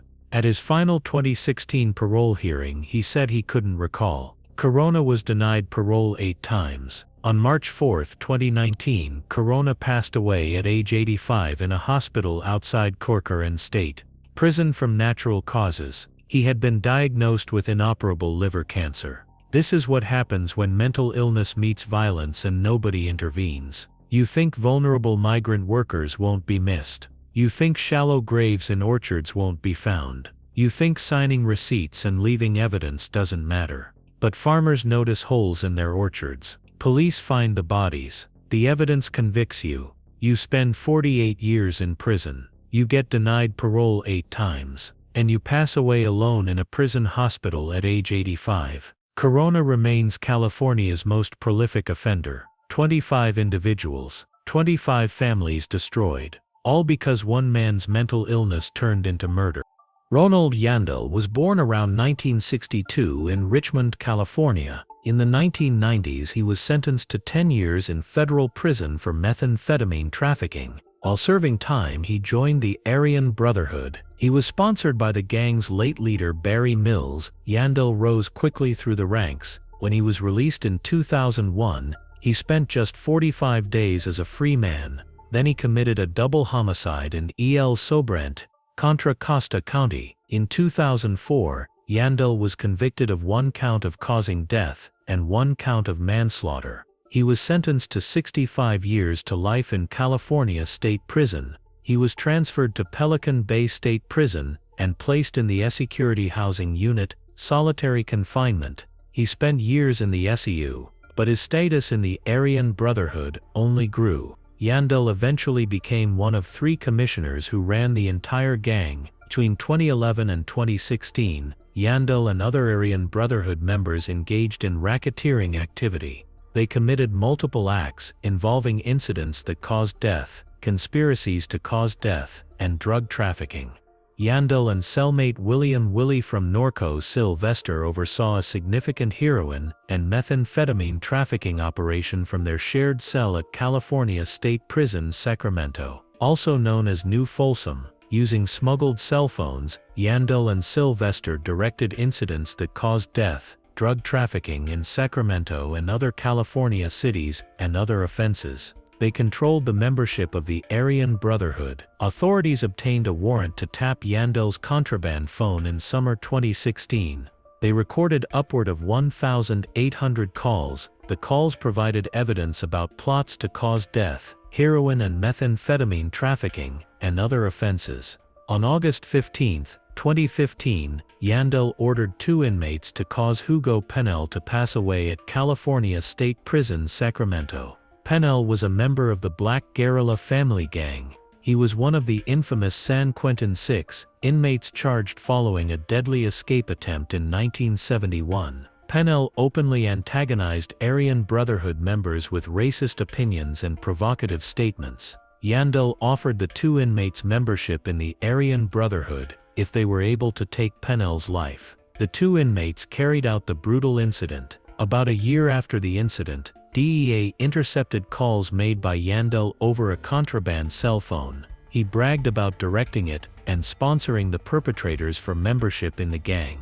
Yandel also directed that money earned from Aryan Brotherhood criminal activities be sent to support the 2 offenders. Yandel was also charged with conspiracy to cause death in 5 other incidents involving Kenneth Johnson, James Mickey, Paul Diaz, Mikkel Tripp, and Doug Maynard. He was caught with 43 contraband cell phones. In one recorded call, Yandel discussed the 2 most effective ways to take a life with a prison shank: simply stabbing them in the heart, or getting to the individual's brainstem through his eye. On June 6, 2019, a criminal complaint was unsealed that charged 16 members and associates of the Aryan Brotherhood. Following a long-running investigation, the case went to trial. It lasted 9 weeks before Chief United States District Judge Kimberly J. Miller. On April 30, 2024, a federal jury found Yandel guilty of 1 count of causing death in aid of racketeering for the incident involving Hugo Penel, conspiracy to conduct the affairs of an enterprise through a pattern of racketeering activity, 5 counts of conspiracy to cause death in aid of racketeering, 2 counts of conspiracy to distribute and possess with intent to distribute methamphetamine and heroin, 5 counts of distribution of heroin, and 1 count of distribution of methamphetamine. On December 18, 2024, Judge Miller sentenced Yandel to 2 consecutive life terms in prison. Yandel is now 62 years old, but even after conviction, Yandel continued his violent ways. On November 22, 2024, while being escorted back to his cell from a medical appointment at California State Prison Sacramento, Yandel allegedly drew a knife on 2 correctional officers. No staff were injured, but they deployed pepper spray, causing him to drop the weapon. Yandel remains incarcerated in the California State Prison system. Despite being convicted in federal court, he has not yet been transferred to a federal facility. Yandel said at his sentencing, "I'm still standing, and my life hasn't changed. I ain't easy to cause death, and I'll be back before this court on appeal." This is what happens when you join a white supremacist prison gang. You think becoming a commissioner gives you power. You think ordering incidents from a prison cell makes you untouchable. You cause an individual to pass away just to sponsor 2 members into your gang. You traffic drugs using contraband cell phones. You brag about it on recorded calls. You get caught with 43 phones, but eventually, the wiretaps catch you. The federal jury convicts you, and you get 2 consecutive life sentences. Yandel spent 11 years in solitary confinement at Pelican Bay. Now he faces the rest of his life behind bars. He will never be free. The concrete walls close in, and they never let go. Daniel Troxel was born around 1953. He is a veteran Aryan Brotherhood member serving a life sentence. He became one of 3 commissioners who ran the entire white supremacist prison gang. Troxel gained attention in 2009 when he wrote a federal complaint about solitary confinement conditions. He formed an unusual ceasefire alliance with leaders of blood rival gangs including the Black Guerrilla family and the Mexican Mafia to promote the complaint. It eventually led California to curb the use of solitary confinement. Hundreds of gang members and associates were released back into the general prison population. Investigators say some committed new crimes after that release. But Troxel wasn't a reformer. He was a strategist using the legal system to expand gang operations. Between 2011 and 2016, Troxel and other Aryan Brotherhood members engaged in racketeering activity. They committed multiple acts involving incidents that caused death, conspiracies to cause death, and drug trafficking. Troxel was a leader of the Aryan Brotherhood with significant authority over the enterprise. He resolved disputes among members. He approved the causing death of current or former members. From his prison cell, Troxel directed criminal operations using smuggled cell phones. He oversaw drug trafficking networks. He ordered incidents that caused individuals to pass away. He controlled who lived and who was taken from life. On August 15, 2015, Troxel approved the order to cause Hugo Penel to pass away at California State Prison Sacramento. Penel was 71 years old and a member of the Black Guerrilla family gang. He was one of the infamous San Quentin 6 inmates charged following a deadly escape attempt in 1971. Penel helped slit the throat of prison guards during that failed escape that left 6 individuals deceased. Two Aryan Brotherhood associates, acting on gang leaders' orders, caused Pinel to pass away days after he was moved to the Sacramento area prison. This was the same Pinel who had allied with Troxell years earlier on the solitary confinement complaint. But gang politics changed, and Pinel was marked for death. Troxell was also involved in multiple other conspiracies to cause death involving Kenneth Johnson, James Mickey, Paul Diaz, Michael Tripp, and Doug Menard. He directed a drug trafficking partnership between Aryan Brotherhood members and a Mexican Mafia member named Michael Torres. Despite its racist philosophy, the Aryan Brotherhood worked with the Mexican Mafia when it came to making money. The gangs evolved, their techniques evolved, they changed tactics constantly. Prison officials struggled to keep up. On June 6, 2019, a criminal complaint was unsealed, charging 16 members and associates of the Aryan Brotherhood. The case went to trial in early 2024. It lasted 9 weeks before Chief United States District Judge Kimberly J. Miller. On April 30, 2024, a federal jury found Troxell guilty of conspiracy to conduct the affairs of an enterprise through a pattern of racketeering activity. He was also found guilty of multiple counts of conspiracy to cause death in aid of racketeering and drug trafficking crimes. On February 18, 2025, Troxell is scheduled to be sentenced. He faces a maximum sentence of life in prison. Troxell is now 71 years old. The government initially indicated it might seek death for Troxell, but later decided not to pursue capital punishment. Troxell and his co-defendants Ronald Yandel and William Sylvester were convicted together. But despite their federal convictions, all three remain in California's state prison, with no clear timetable of when they'll be transferred to federal custody. The racketeering case was filed with the stated goal of moving the most violent and influential gangsters out of the state prison system and into the restrictive housing units at the federally run Bureau of Prisons. But that transfer hasn't happened yet. Troxell spent decades climbing the Aryan Brotherhood ranks. He survived gang wars. He survived gang wars. He survived solitary confinement. He became a commissioner with power over life and death. But prosecutors say he directed murders from his cell. He ran drug operations across state lines. He approved taking individuals from life. He formed alliances when convenient and broke them when necessary. Prison officials said the gangs constantly evolve their techniques. They adapt.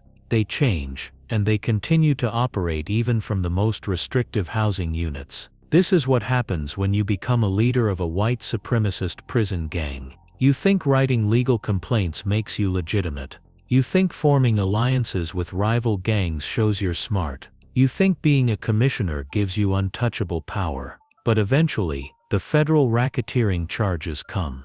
The 9-week trial exposes everything. The jury convicts you, and you face life in prison, with no clear path to ever leaving. Troxell is 71 years old. He's been locked up for decades. He will likely die behind bars. The concrete walls never let go, and the power he built means nothing in the end.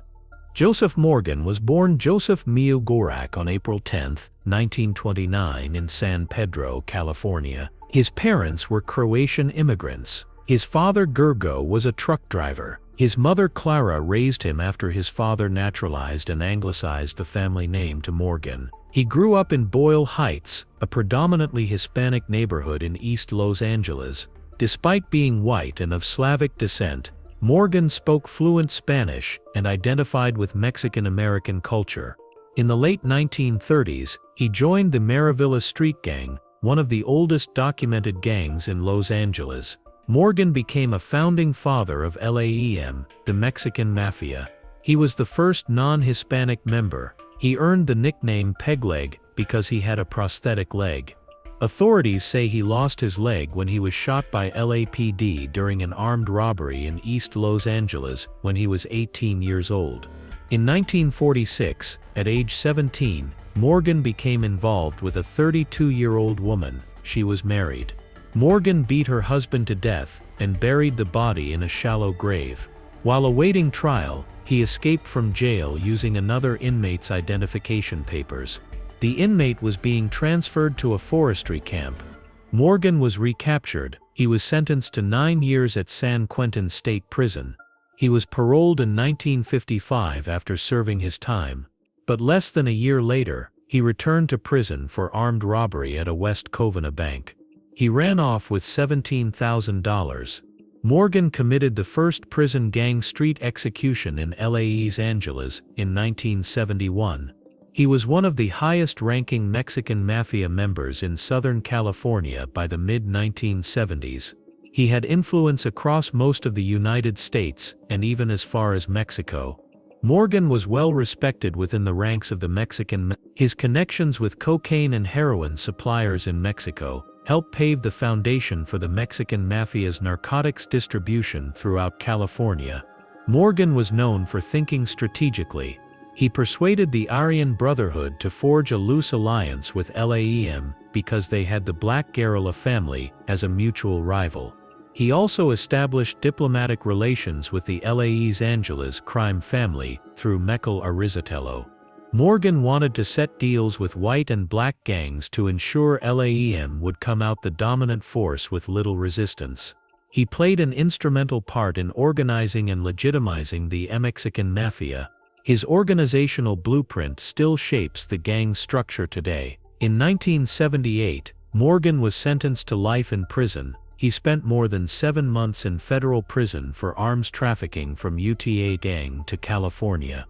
By October 1993, Morgan was serving his life sentence at California State Prison Corcoran. On October 27, 1993, he was diagnosed with inoperable liver cancer. He was 64 years old. His wife requested that he be released on compassionate release. But Morgan passed away on November 9, 1993, before the process began. His attorney Shirley MacDonald said when she visited him about 6 months earlier, he appeared to be losing weight and his color didn't look good. But Joe is a very private person and he didn't complain, she said after his death. In 1992, the film American Me was released. It was based on the history of the Mexican Mafia. A principal supporting character named J.D., played by William Forcey, was a non-Mexican member with an artificial leg. The character was based on Morgan. Edward James Olmos, the movie's writer, director and star, attempted to visit Morgan in hopes of gaining his approval.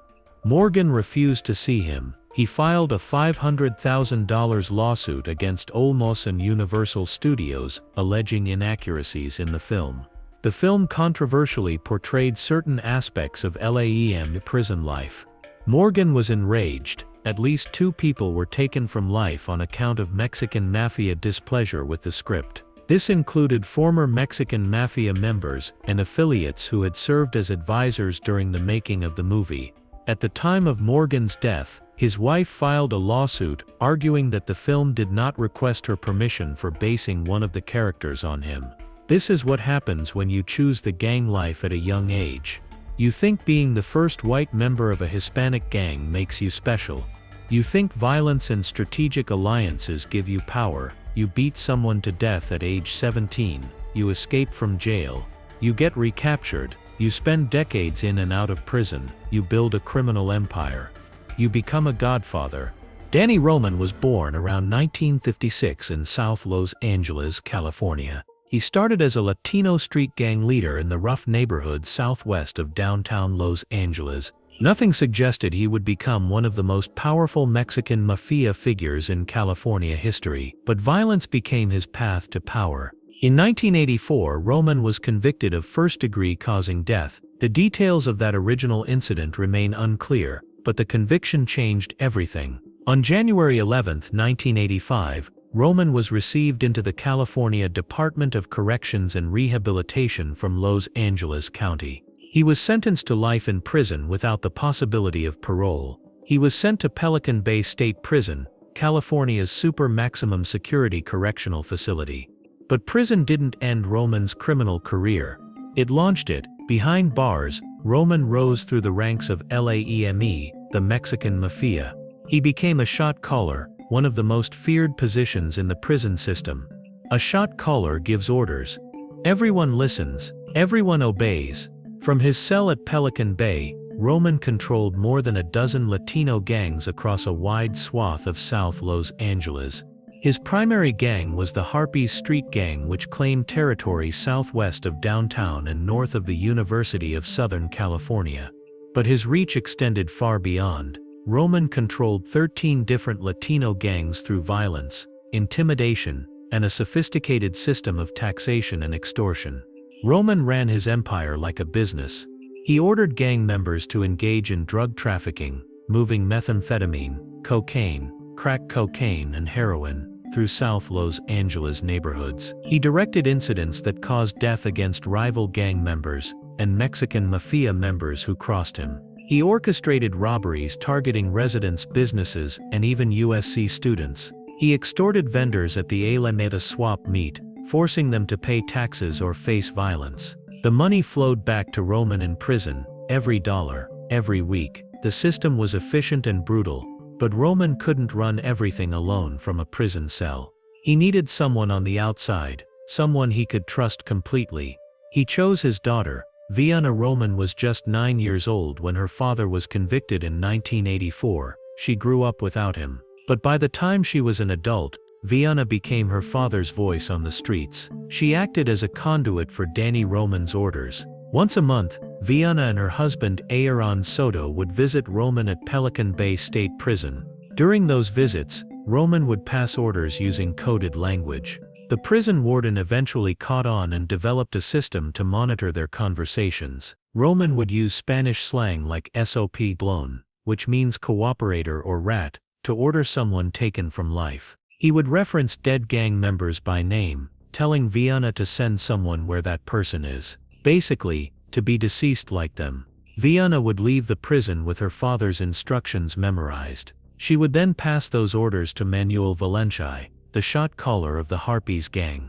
Vianna controlled and enforced the collection of tax payments from Latino gangs under Roman's control. He issued orders to other gangs regarding drug sales and the use of violence. If someone didn't pay, they got hurt. If someone cooperated with police, they passed away. Federal authorities began investigating Roman and his organization around 2010. The case started when a gang member became upset over having to pay drug taxes to Roman. This person agreed to wear a wire and secretly tape conversations with gang leaders. 4 additional gang members agreed to cooperate with police. They were tired of Roman's control. They were tired of paying taxes. Investigators began wiretapping Vianna Roman's phone conversations with Valencia and other gang associates. In one conversation, she was caught discussing extorting money from vendors in her territory. After a December 2011 meeting between Vianna, her husband, and Danny Roman at Pelican Bay, the prison warden banned Vianna from returning. Guards had learned the family developed a secret code to speak and were passing information about the Mexican Mafia. On December 5, 2012, members of the High-Intensity Drug Trafficking Areas Task Force arrested Vianna and her husband as they walked out of their apartment in South Los Angeles. Federal prosecutors charged 29 people with racketeering conspiracy in a 60-count indictment. The investigation was called Operation Roman Empire. Vianna Roman was charged with racketeering, conspiracy to cause death, narcotics offenses, and weapons violations. Manuel Valencia was charged with racketeering and drug trafficking. The indictment alleged violations of RICO, the Racketeer Influenced and Corrupt Organizations Act. Danny Roman wasn't charged because he was already serving life without parole, but prosecutors made it clear he was the mastermind. The case went to trial. Prosecutors presented wiretap recordings, coded letters, and testimony from cooperating witnesses. On May 1, 2014, Vianna Roman pleaded guilty to racketeering, narcotics and weapons offenses. She admitted acting as a conduit for her father's orders as he exercised control over the Harpies gang.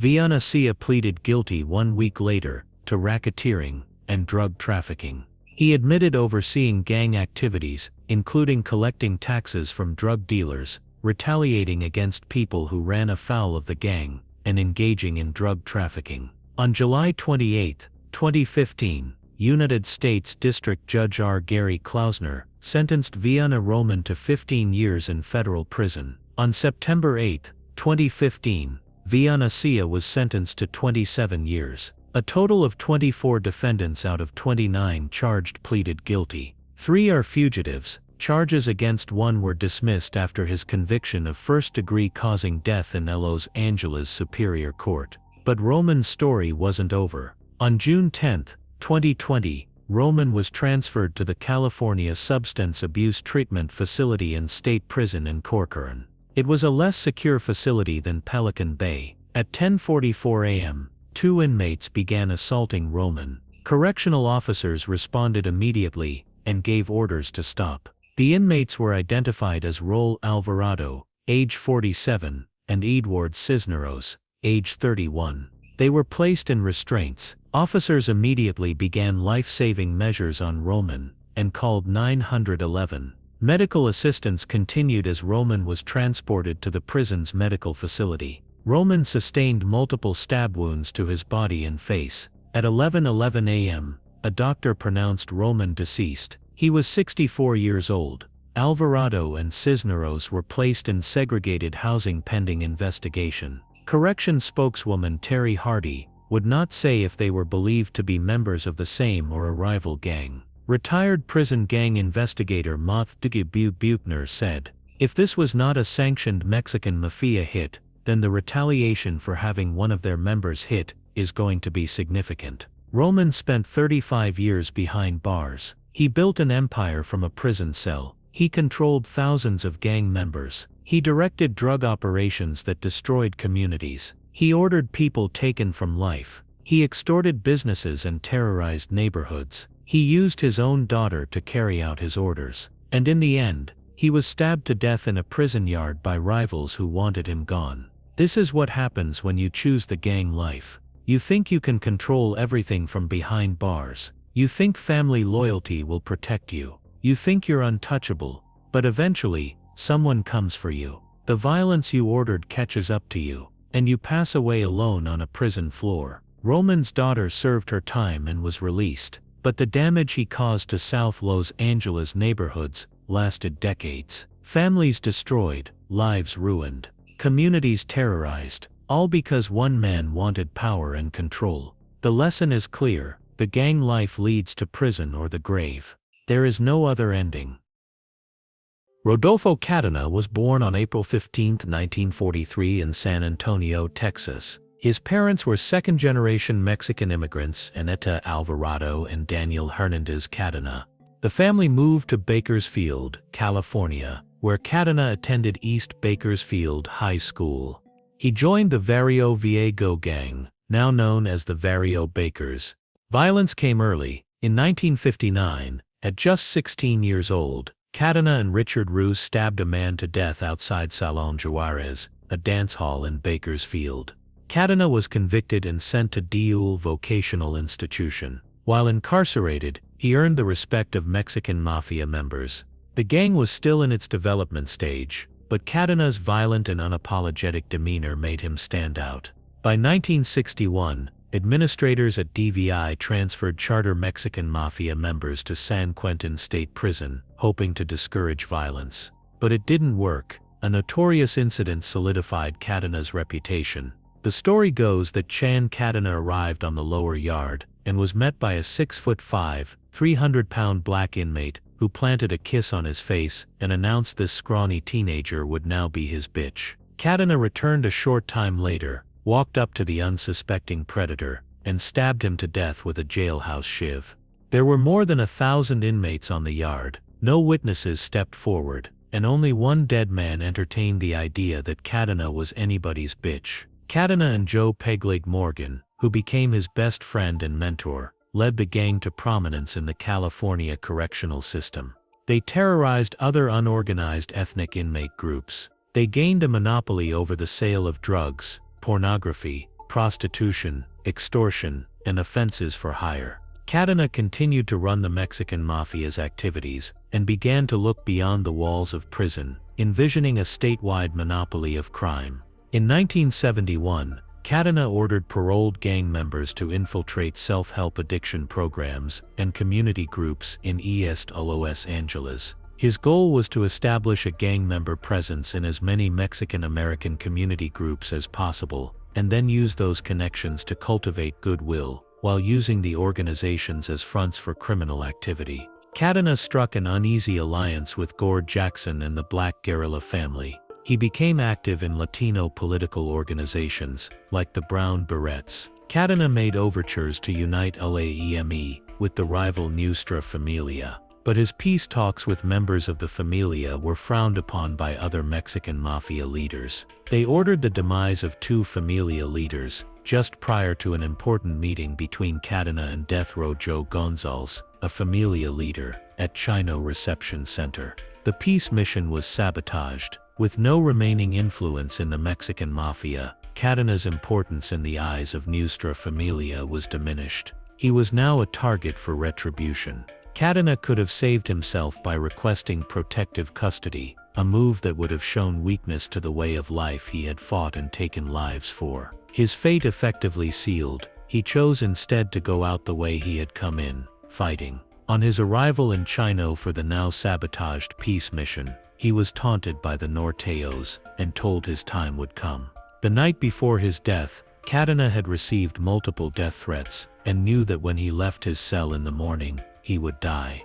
On the morning of December 17, 1972, Knighten was asked if he wanted to leave his cell with the rest of the prisoners. Rather than avoiding his fate and staying in his cell, he stepped onto the tier of his cell in Palm Hall at the Chino Reception Center. Nuestra Familia assassins were waiting.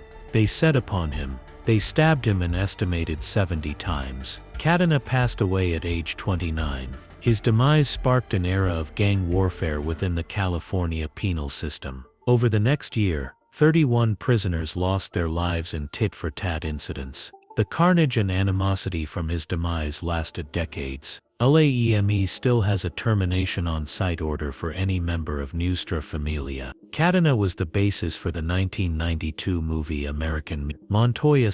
A character based upon Knighten was portrayed by Edward James Olmos. The Mexican Mafia was enraged by certain parts of the movie, especially the portrayal of Santana being harmed in juvenile hall, and a climax in which Santana is taken from life by his own followers. 2 of Olmos's consultants on the film were subsequently taken from life. A plot to extort the director was uncovered. This is what happens when you choose violence at age 16. You think stabbing someone outside a dance hall makes you tough. You think responding to disrespect with a shiv makes you a legend. You build a criminal empire from a prison cell. You terrorize other inmates. You monopolize drugs and extortion.